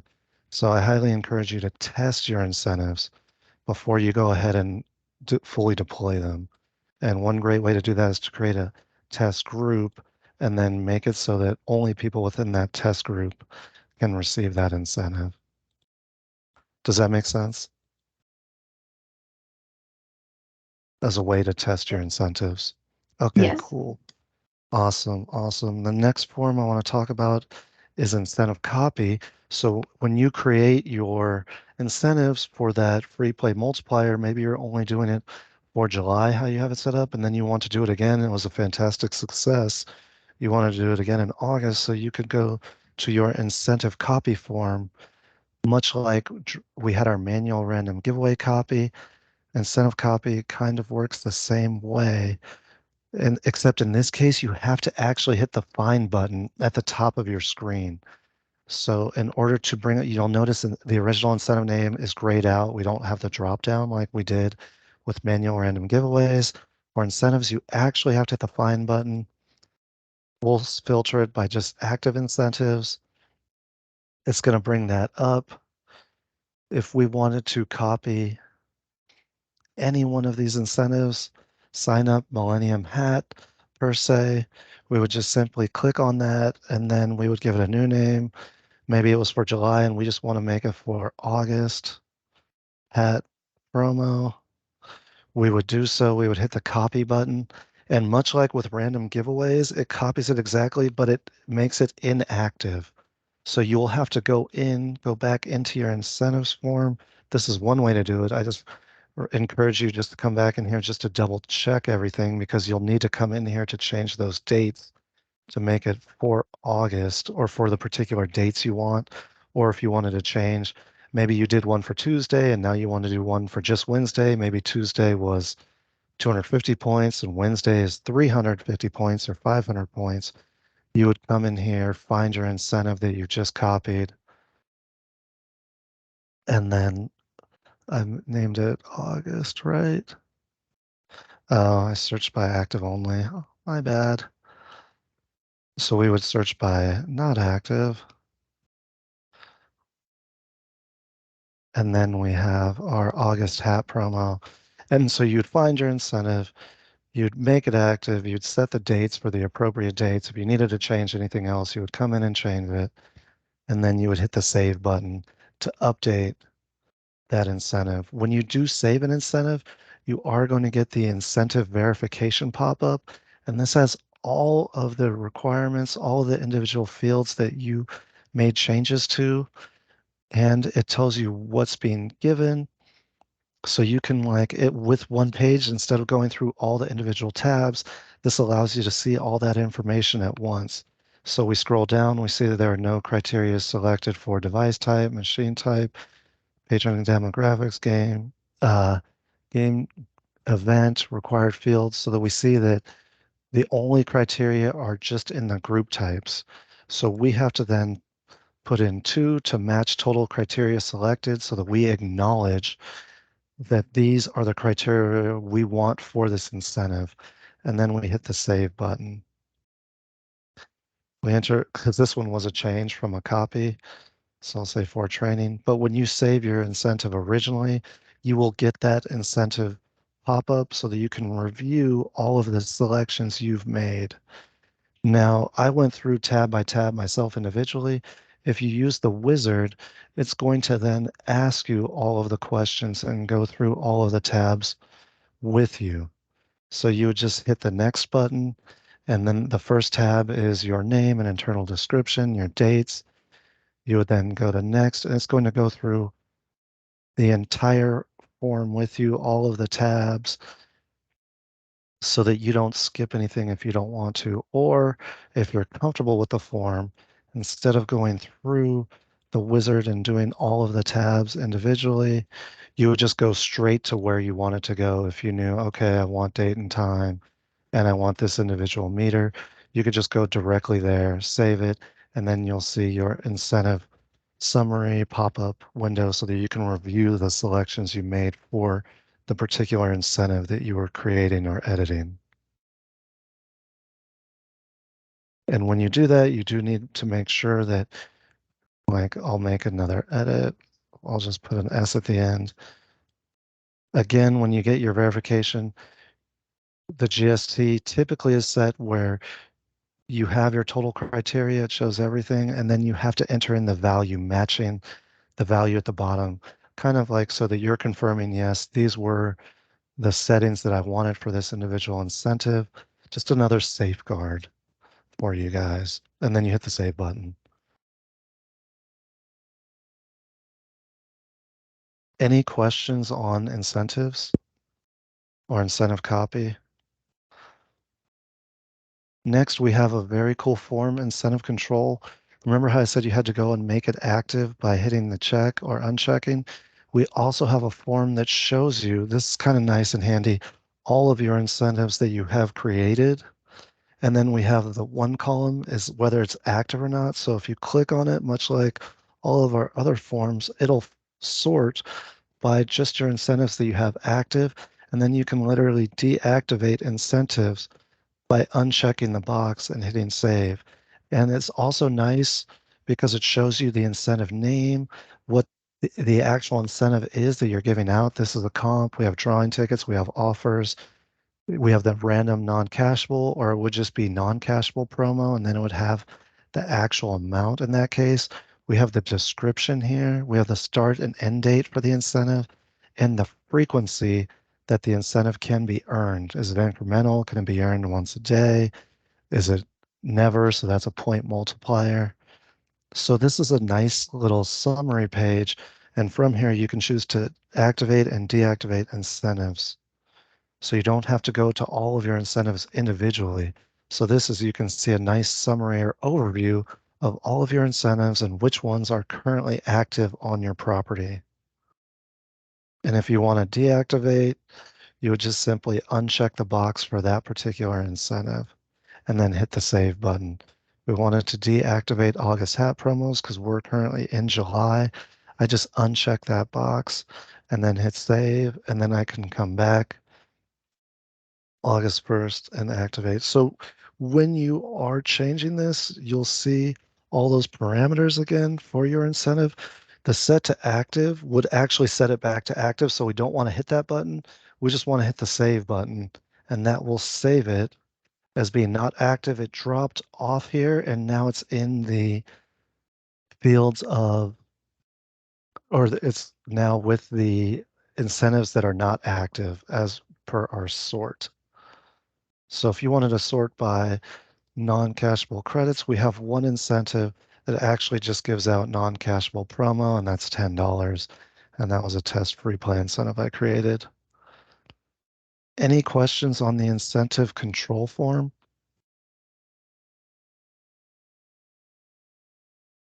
And how you can use it to see all of your incentives that you have currently on your property and which ones are active and which ones aren't, and kind of get a summary of all the incentives and what you're actually issuing to the patron.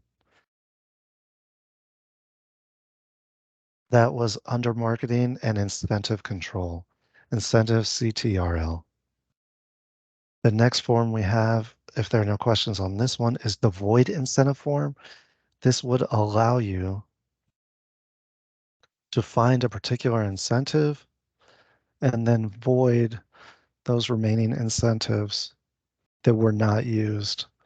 So you would first find the incentive from the dropdown, and then you hit your calculate button. Let's see here, we have one for the $200 pre-play. Pending amount, just 66,700 estimated total. So this incentive was issued like in 2014. So the system has gone through a few upgrades since then. So that, again, it's our test instance, but this will reflect accurately in your instance. So if you did have a runaway incentive, if something had gone astray, or maybe it was under issuing and you just wanted to void all of them and then reissue the new one for the appropriate amount, this is the form you could come to void all of those incentives that were outstanding. So you would first find the incentive, you then hit the calculate button. Nice. So this, you could see pending amount $10. You would see the patron, you'd see their patron ID, this non-cash promo voucher. We have our total. When we hit void award, it's going to void all the incentives, all the awards here on this form that were remaining and unused. So I'll hit void award. It's going to ask me for a reason. And now it's voided all those awards that are outstanding and have not been used. So this is a way to mass void a particular incentive if there were a problem with that incentive and maybe things were accidentally overissued or underissued and you wanted to change that, or you just wanted to expire that incentive for whatever reason and void them out. You could come here and literally void all remaining awards for a particular incentive that you've created and deployed. You just find the incentive from the dropdown, you hit the calculate button, and you'll see the list of outstanding incentives, and then you simply hit the void award button.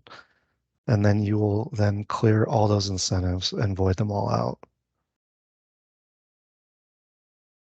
The last thing we have is incentive type setup. So under system admin, we have the incentive type setup. And this allows you to select which of the drop-down incentives will be available.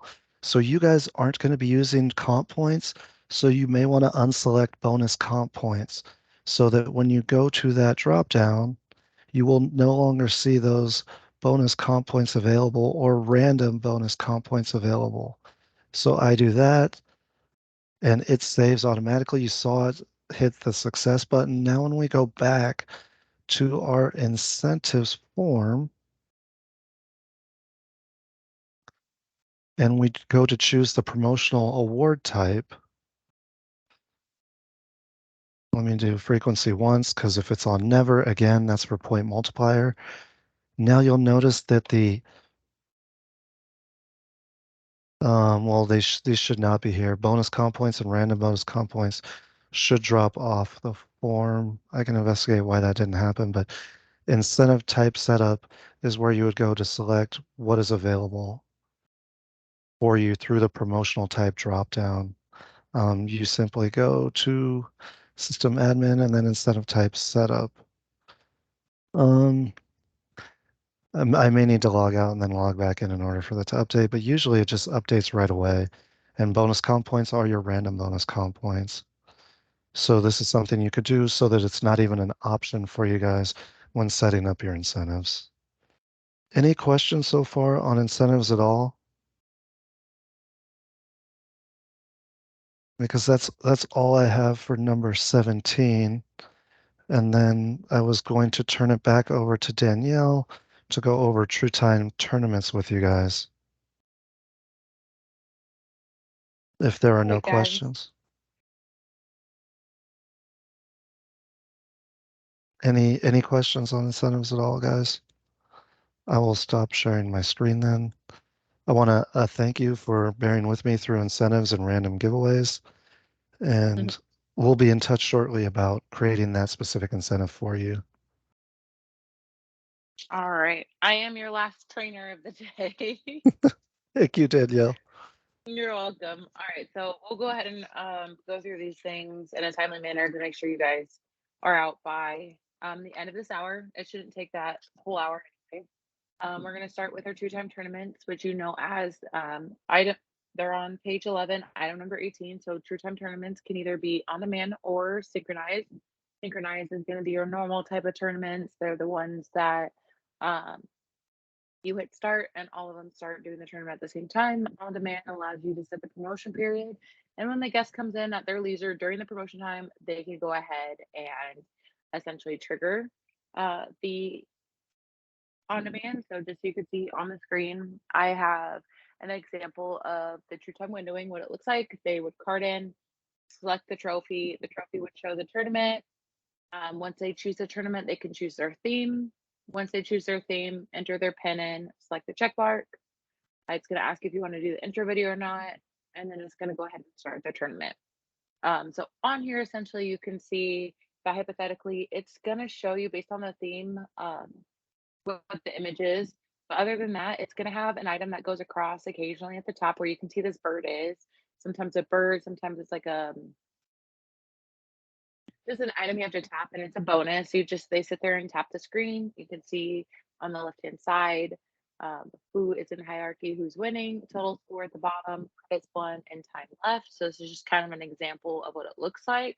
So regardless of being on demand or synchronized, the tournament actually playing looks the same. It's just how it's triggered that is the different part, right? So on demand means they can play at any time during the period essentially. And then the synchronized means that it's just going to be all in one, right? So to set it up, we're going to go to tournaments. I'm going to go to tournament setup. And again, this is item number 18. It's going to be the first thing on there. So on here, we have two different things. We have our synchronized and on demand. So this is just where you choose and based on the settings you choose, you can see some things gray out. So first starting with synchronized, I'm going to go ahead and put the tournament name.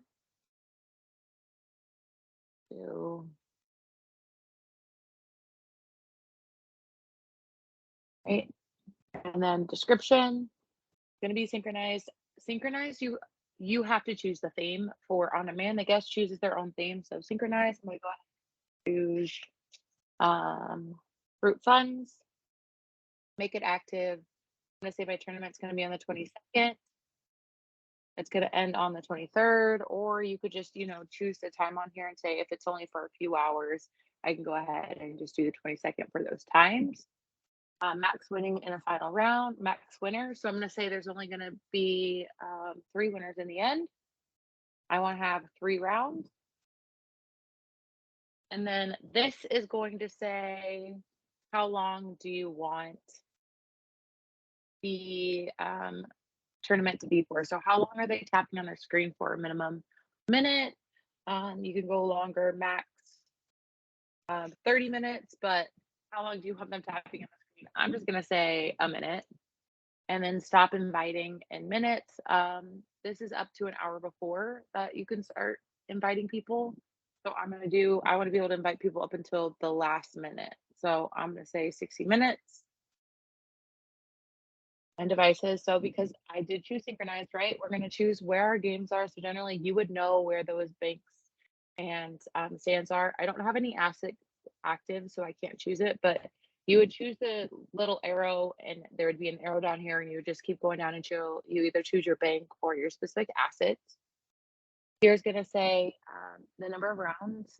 So first one, actually, say max winners and final round. Perfect.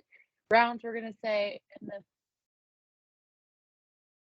this just says number one patrons that are going to be advancing. So you would just go through and say how many you would like to advance. Round 1, I'm going to say 50, maybe 20 in the next round. And then so forth. Like if in the first round, it just depends. So the winner is going to be 3. So that's why it says how many people who can advance in this one will be 3 because that's how many can win, right? So now this is going to set up our synchronized. We're going to show you how to invite people and how to run them in just a second. And then I'm going to hit clear, and then I'm going to do the same thing with our On Demand.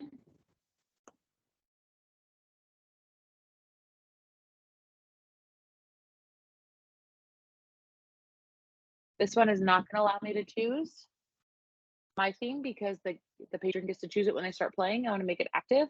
And because this is going to be during a time period, I'm going to say it's the 24th to the 28th.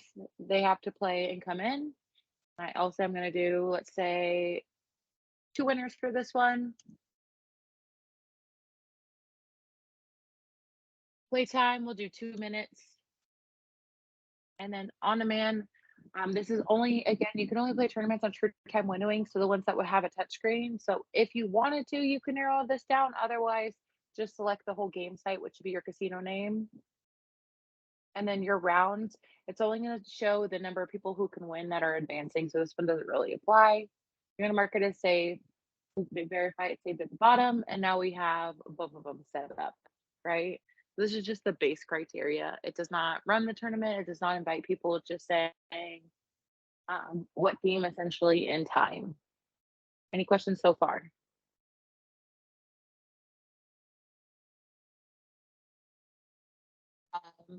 Now at the top, if you did want to run through a wizard to go through the settings and how to set it up, you can. It will run you through the different tabs on here to make it a little bit easier for you and then fill in this information. I just prefer to go through the tabs. On here now, we're going to go ahead and look at this tournament copy.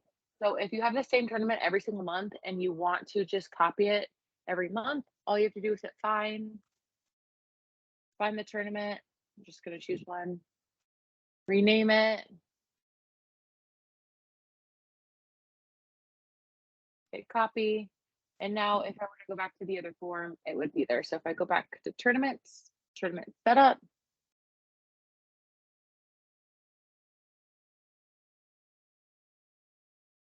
all right, now you can see that my tournament's here. I got my active dates. All I'm going to have to do potentially is change my start and end dates.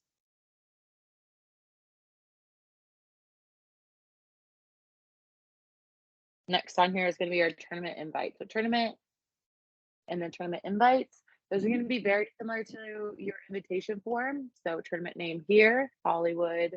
I'm going to say my on-demand. I'm going to invite them to my round 1.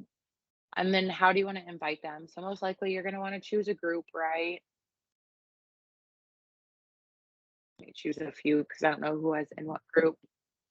Remember, you can do interest, you can do the patron, so the age, gender, female, status, location, choose your criteria, has to meet all of them. You're going to calculate invite. And then you'd be able to invite patrons. I didn't start it soon enough. Well, let me go back. We choose the other one. Because I had not changed the start time. It was too close to the start time for me to invite anybody. Got everybody here. Okay, we're going to go ahead and calculate invite. It's going to do the little swirly thing. They're all marked as invite. Now I can produce a mailing list. And again, this does not notify it. So if I were to go to the patrons form, I can see that they were invited. The guest does not know they're invited until when you send out that mailer, right?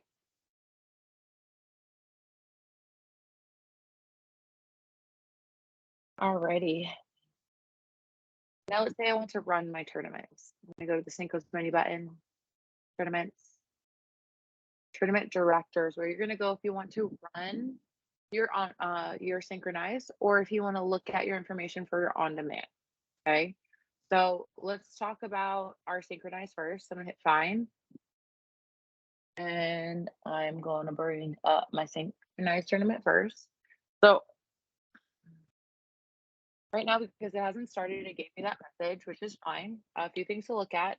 The color of this screen is going to be based off the theme I chose. We're going to be able to see the tournament, start and end date.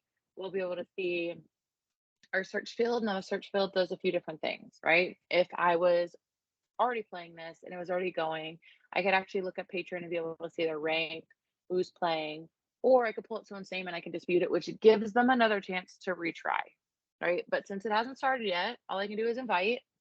So I can come here and put search, choose the patron, and it's going to go ahead and send an invite to that person.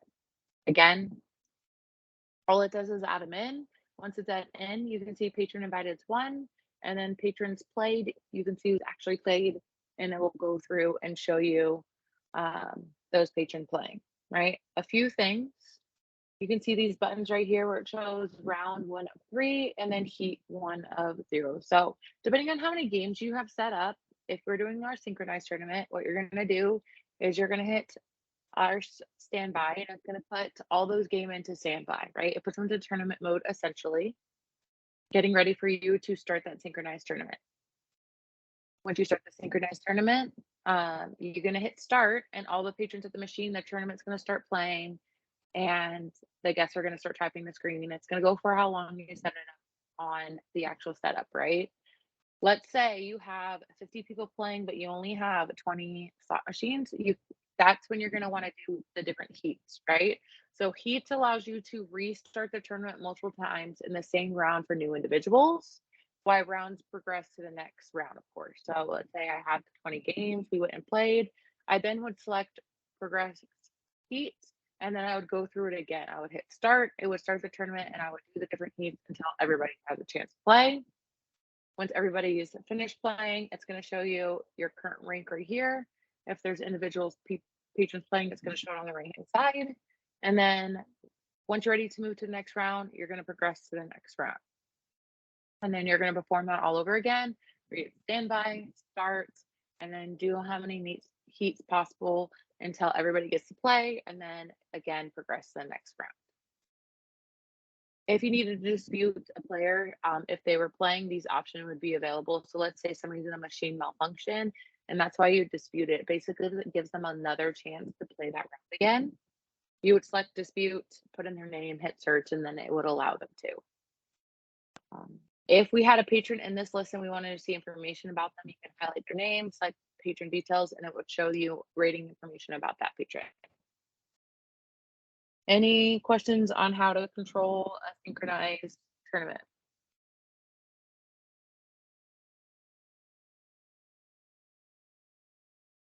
All right, moving forward. So if I go to the on demand, this one is not where you're going to be able to control it because remember, you don't control it. The guest plays it from the machine. All this is going to do is take away those buttons and let you see who's currently ranking. And then if anybody's actually playing, of course, it'll show you patrons invited, patrons played. You can also invite patrons from here. But otherwise, it's just going to show you the rank and kind of give you an example. I'll bring up the help docs. So this will show you what the on-demand looks like, their names, what they're playing at, what their rank is, when they played, and where they played. And then I think this is an example of what it shows you if you want to see the ranking versus you choose a patron down here, choose their patron details, and it's going to bring up their image and just a little bit of information about them. And then of course you can see the invite summary of who you invited. And then I think that, and then our 2-time display kind of just shows you the buttons available. All right, any questions on tournament?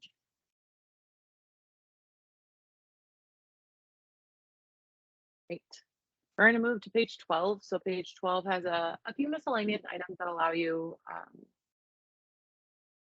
some more multi-patron functionality. So the first one we're going to start with on item 19 is going to be our address correction. So Synchro's menu button. Marketing address correction. This allows you to perform mass address updates. So, you know, when you send your addresses off to see if they're correct or not, this allows you to not only export them from the system, but import them. So this area at the top allows you to decide how you want to export it. Do you only want to do active players, patrons with activity since X dates, patrons with a certain card type, patrons that have not been corrected since a certain date, patrons with a not selected group, or foreign addresses only. So you would choose any of these options or multiple of them. Then below here, you can say, all right, I only want to see patrons, excluded patrons, or sorry, I only want to see patrons that have a preferred address. So I can say, let's exclude bad addresses and do not mail, right? And then if you know how much it costs for you to do those address corrections, you can actually estimate it here based off of how much it costs. You can calculate estimate here. It looks like there's number of addresses selected were 19. If you put in a price, it would tell you the amount, and then you can export it. When you export it, it's going to export in a CSV and you can send that file off. Let's say you get an address back from back for import, you can actually come here, select the dots right here, choose the file, and then it's going to allow you to import it. And because I don't have a file for this one, I'll kind of show you what it looks like. A few different things is when you import it, it's not going to import or filter options by a particular group or card type. It's just saying what patrons you put in. You can sort the available patrons that you're seeing. This isn't going to actually narrow it down by those groups or card type. It's just a view filter.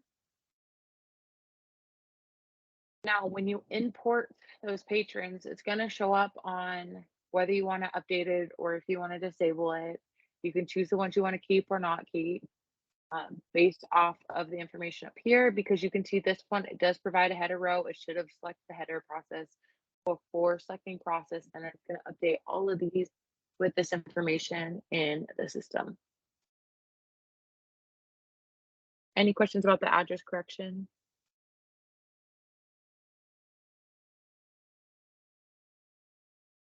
Okay, moving on to the next item, which is bulk email. So marketing bulk email. This, if you have someone who is good with HTML or plain text, this is not a format that I've seen used utilized too much, to be honest, but allows you to send email to the patron if you have the mail server set up. You can either do send email to all patrons. You could either do send it to patrons in the selected group or send patrons to an invited event. So if they were an event, you can send an email this way, HTML, if you know plain text. This is basically the message you're sending out. That's why I say it's not used very frequently. You can put in here what the return address is, what the subject is, and then you'll need to, this should already be set by system setting, but it'll be your system's SMTP from IT. You can go ahead and put in the message and hit send. Like I said, this is not something that's used as frequently because a lot of people have for web portals and things like that that they utilize. Any questions? Okay. Next is going to be our mailing list. Fingers many button marketing mailing list. So on here, essentially, you can create that mailing list sent to your mailing house based off of criteria. You can do it based off of meter information. So again, base points for the time period. You can do it off of net win, points, thought wager, table wager, Thea win, and then you can also put in a maximum value. You could do it by a certain month. So for like birthday, and then choose a particular month. So if you just want the birthdays for January and then you select preview, it's going to go ahead and produce you a list for January birthdays. Okay. We can do birthdays, we can do sign up days, we can do wedding anniversaries, we can sort it by first, last name, current points. You can say, I just want to see everybody in the system that's a female, but essentially you just go ahead, birthday, any preview, and then it's just going to show you a preview of what this list would look like.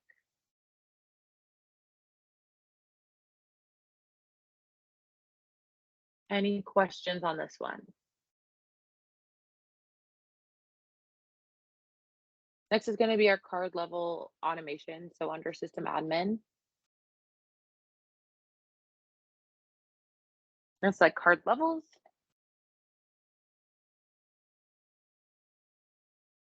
In the system, this is where it's going to show you essentially your different card levels, right? So Ruby, like I said, would be my base tier before, but based off of this, it's showing you that Ruby's the base tier. For tiers, theoretical loss or actual or options. But with point earnings and tiers, you're going to look at the tier levels, right?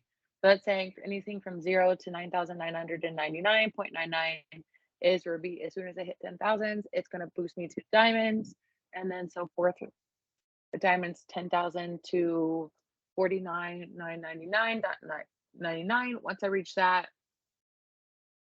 and move forward, it's going to be diamond, right? So kind of looking at this right now, it doesn't have any card level animation set up. This just say what you need to be for you to meet that criteria to be that card level, right?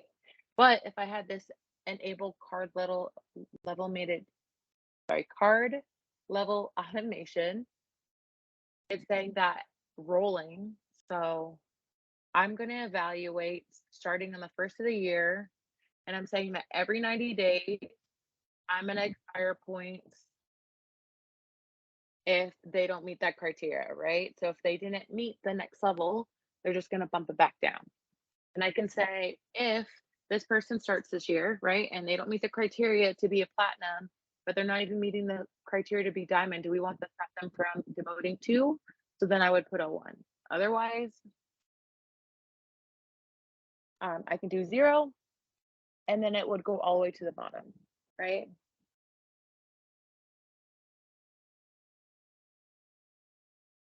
Any questions on this one?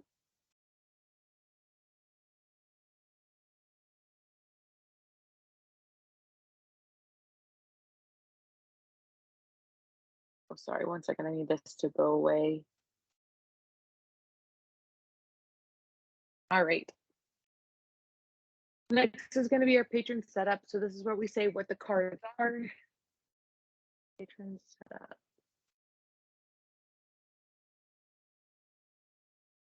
There you go. So on this one, we can customize a few things. So on the patron form, you know how we have our different address types. You can say address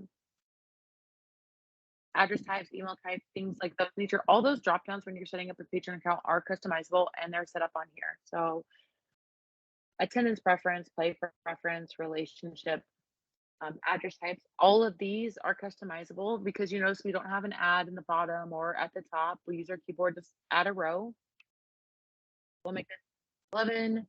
We'll say that this is our fall home.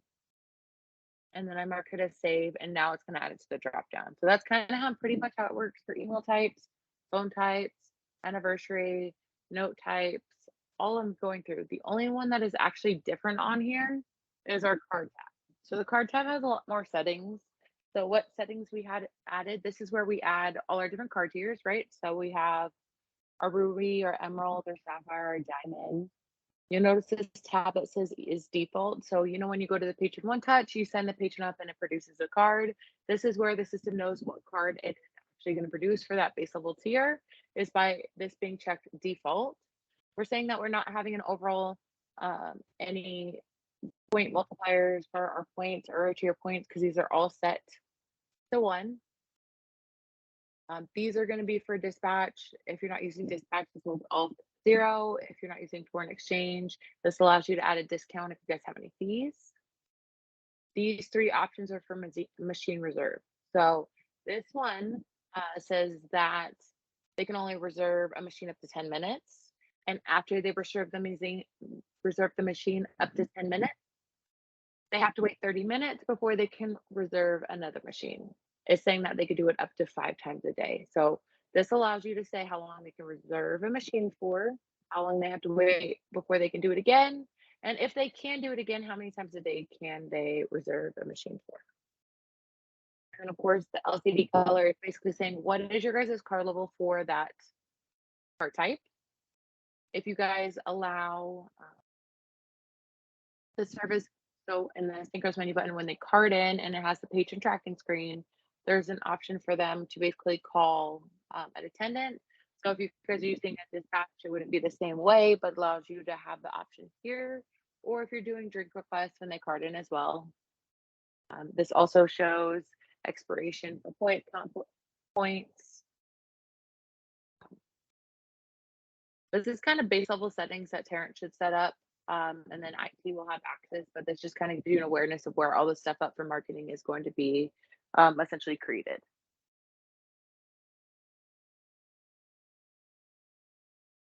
Any questions? All right. Moving to the next option here is going to be our CSV importer. So I know I kind of went over this before. So under system admin, CSV import.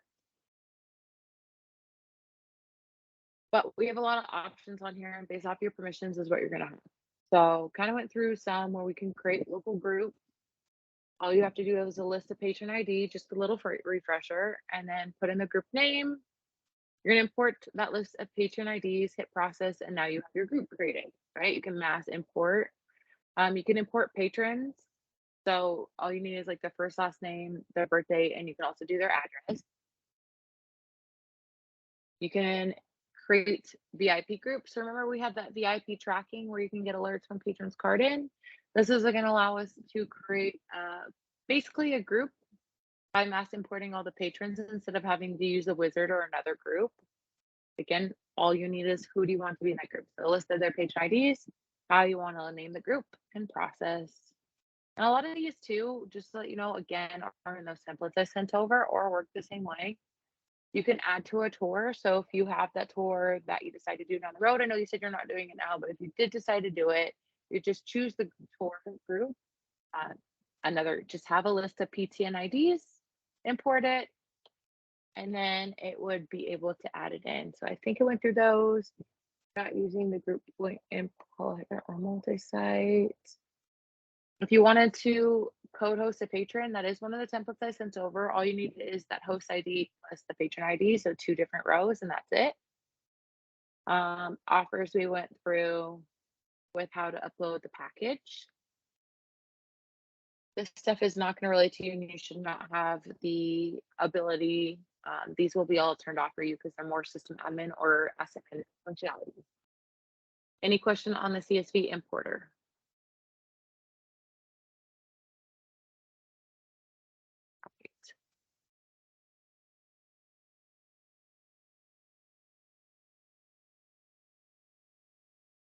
Alrighty.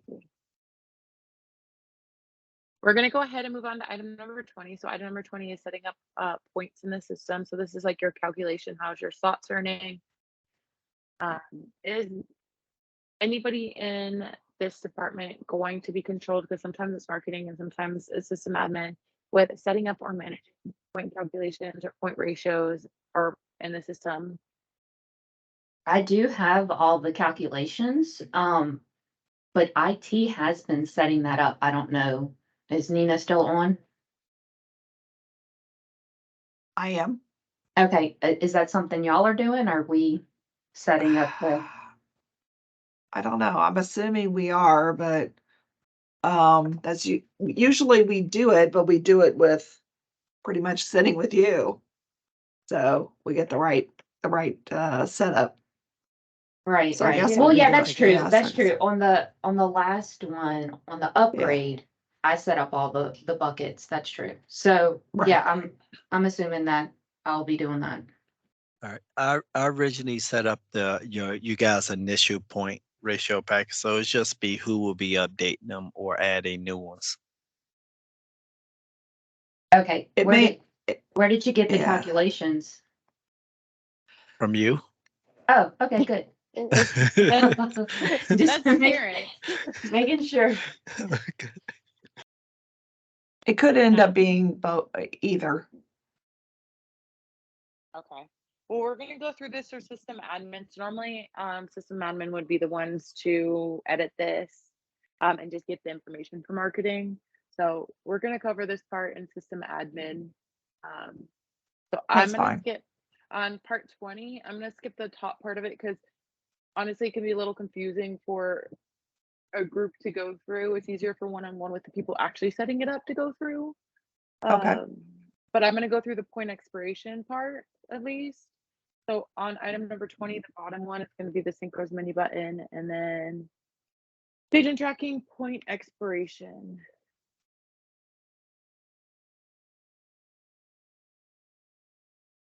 I do not believe on the system admin training. I think. So Nina, you got that? I do. It's for tomorrow morning at 9. You need to be in it? Well, we have the marketing config review all day tomorrow, Yeah. starting So at this 9. is just the super series part, and we'll go over all the point stuff again and during the other training. And realistically, nobody touches those forms. So like the ones where you set up the packages or the ratios, unless you're restructuring in the future, you don't touch it, right? So Terrence is going to set up, he's going to confirm with you, hey, does this look good? You're going to sign off on a document and say, yes, this is great. And then maybe down the road in like 5 years, you say, hey, let's change our point earnings, right? Right. That's when you'll touch it again. And that's when you'll reach out to support because you won't even remember how to use it. By Right, then. exactly. All right. So looking at our point expiration. So we could either do a manual or we could set up a reoccurring. So I'm actually going to go ahead and start with the reoccurring because you're not using the comp points. I'm going to ignore this one area. But essentially, if you guys decide you want to do a reoccurrence, there's an option. So you can either say don't do it, right? That turns it off. Or we can start the evaluation period. So the evaluation period starts with whatever the start date is at the top. And then we can say, there's 2 different ways you can look at it. You can say expire points for patrons without activity for the last amount of days, or you can say expire points older than X amount of days. So without activity or points that are just older than a certain amount. And then once you choose what that criteria is, you can say every if you want to do it every month, if you want to do it every quarter, every year, up to you guys. And then basically, if you guys decide that I want to expire patrons without activity for anything greater than like 180 days, then every 180 days, any patron, every month, it'll look at any patron who has points or no play for 180 days. And then it'll go ahead and expire those. And at the bottom, you can see here, we can have an automatic note that would be added to their account. So when the points did expire and somebody like in the Players Club, Cage, or anybody in Synchros looks up their account, you can have this note pop up that says, hey, these points were expired on X day due to an like no activity, right? And you can edit that message. Any questions on reoccurring expiration?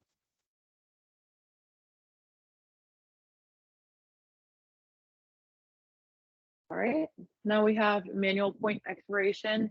So this is saying if you choose, maybe you don't want to do the reoccurring and you just want to manually control it, you can come in here and choose. Again, it's kind of the only two options is expire points for patron with no activity within X amount of days, or expire points that are older than a certain amount of days. And you just choose which one you want. So most likely only points. You come here and say, all right, 180 days. And then you go ahead and you can preview to make sure that looks good.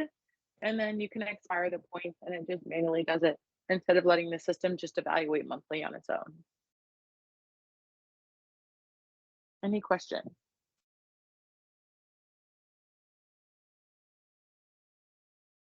All right. So I know we did go to the end of the agenda, but we were talking about drawings. Are you guys still okay? We have 20 minutes left to just talk about drawings for a second.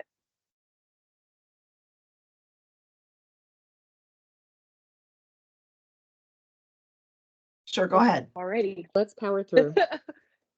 Perfect. Fingers menu button, marketing, and then I'm just going to talk quickly about the drawing setup. I know you said you're doing this in the other settings, so I'll just keep it lightly and only do what you guys are going to utilize. There's two different type of drawings you have in the system, one that's system issued and one form kiosk. And now with the size of your guys' actual casino, I would never recommend using form kiosk because it is a manual process. So we're just going to go over system issued, right? System issued is tying it to an incentive that says you do X, you get Y, right? So if you want to say every 100 points you earn, you get a drawing ticket, perfectly fine. You're just going to go ahead and name the drawing. Let me just bring up an example.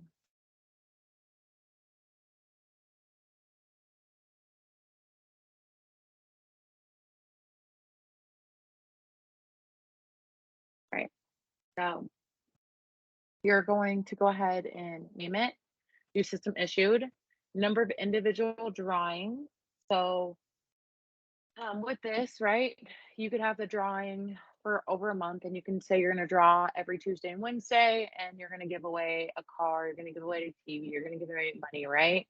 But over that period of time, the overall promotion is the same promotion, but those individual drawings add up to, let's say, 10 drawings. And every time I do a draw, I only want to give away one prize. That's why you're going to say winners per individual drawing is going to be one. With this, we have different options for patron win limit. So you can say they can only win once per individual drawing. So if this was allowed to be more, you can say they're allowed to win once in the whole entire drawing, or you can say once you win, you can never win again, right? So that's simply the options here. We can start when this is going to be available. And then drawing mode is going to be system. So you can do manual if you want, or if you're going to do paper drawing, that is an option, but most likely system because we want it all digital. Is active. We want to empty drum after each individual drawing. Most likely you will never do this, right? Because if I'm doing the first drawing, I want those people who are already won to continue on to the second one. So I leave this unchecked. I do recommend using this button of patron must be present to win. That way, if you do draw someone and for some reason they don't meet your criteria, you can say no and it will reject the winner. And then if you want to show animations on the true time display, you're going to go ahead and select the show animation button. Now, if you want to limit how many patrons can earn drawing tickets a day, then this is the box you're going to win. So per drawing tickets, how many they can have per individual drawings, and then per day. Most of the time, a lot of customers don't limit this because they want patrons to be able to just keep going, right? They keep playing, keep earning to get more play, right? Play requirements. So I'm gonna actually clear this out so we can select this option. This is basically saying that when I go to do this drawing, do you guys require an open rating? If so, then I would select open. Do you require just a rating for today, during a particular time frame, or a particular card in time, or last time period? So you'll be able to use any of those for them to basically qualify for the drawing. Put a description in up here. If you want the drawing to be manually performed, then you're gonna go ahead and leave it on demand. Otherwise, if you want the system to just do the drawing, which means you can't control how they win, you can go ahead and set up a reoccurrence. Just choose basically the time frame, whether it be weekly, daily, on here, the start date, and after how many occurrences, and then when specifically you would like it to run, right? Leave it on demand. This box right here will always be grayed out because the system issued is going to be controlled with how you earn it through an incentive. Form kiosk is going to be controlled how you earn it down here. But like we said, we're not doing form kiosk issued because that is more of a manual process. Moving on to restrictions. So if you want to narrow down where people can qualify on the floor, you can say by zone, bank, asset. If you this one will not ever be available if you're not doing form kiosk, but basically if you say they can win based off of attendance, then this is where you can say those periods. And then the individual drawings. So let me bring up that one more time.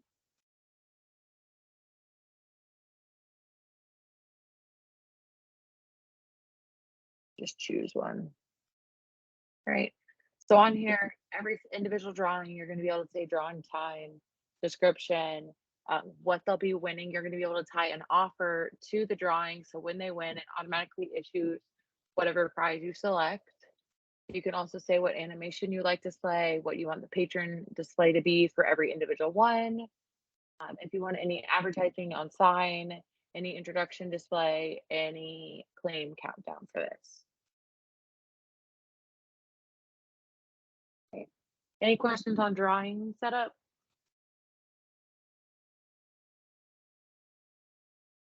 I know Alex already went through how to actually run a drawing, so we're going to skip that one. But just like any of the rest of the forms, we have a drawing ticket copy, which means if you want to copy how our promotion's already set up, you just come here, select the drawing you want to copy, rename it, the description, hit copy, and then I'll go ahead and copy that drawing for you. But I think that is pretty much it with drawings. Do you guys have any questions?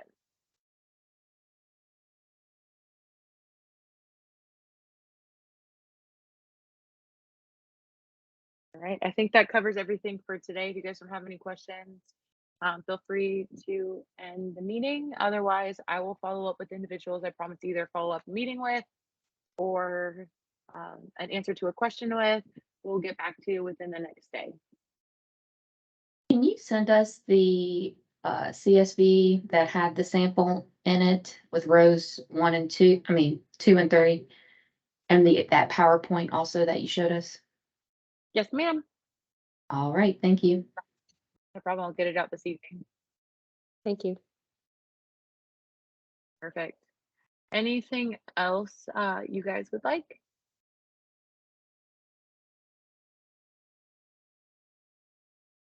All right. Thank you guys. I hope you have a great day. Thanks a lot, Danielle.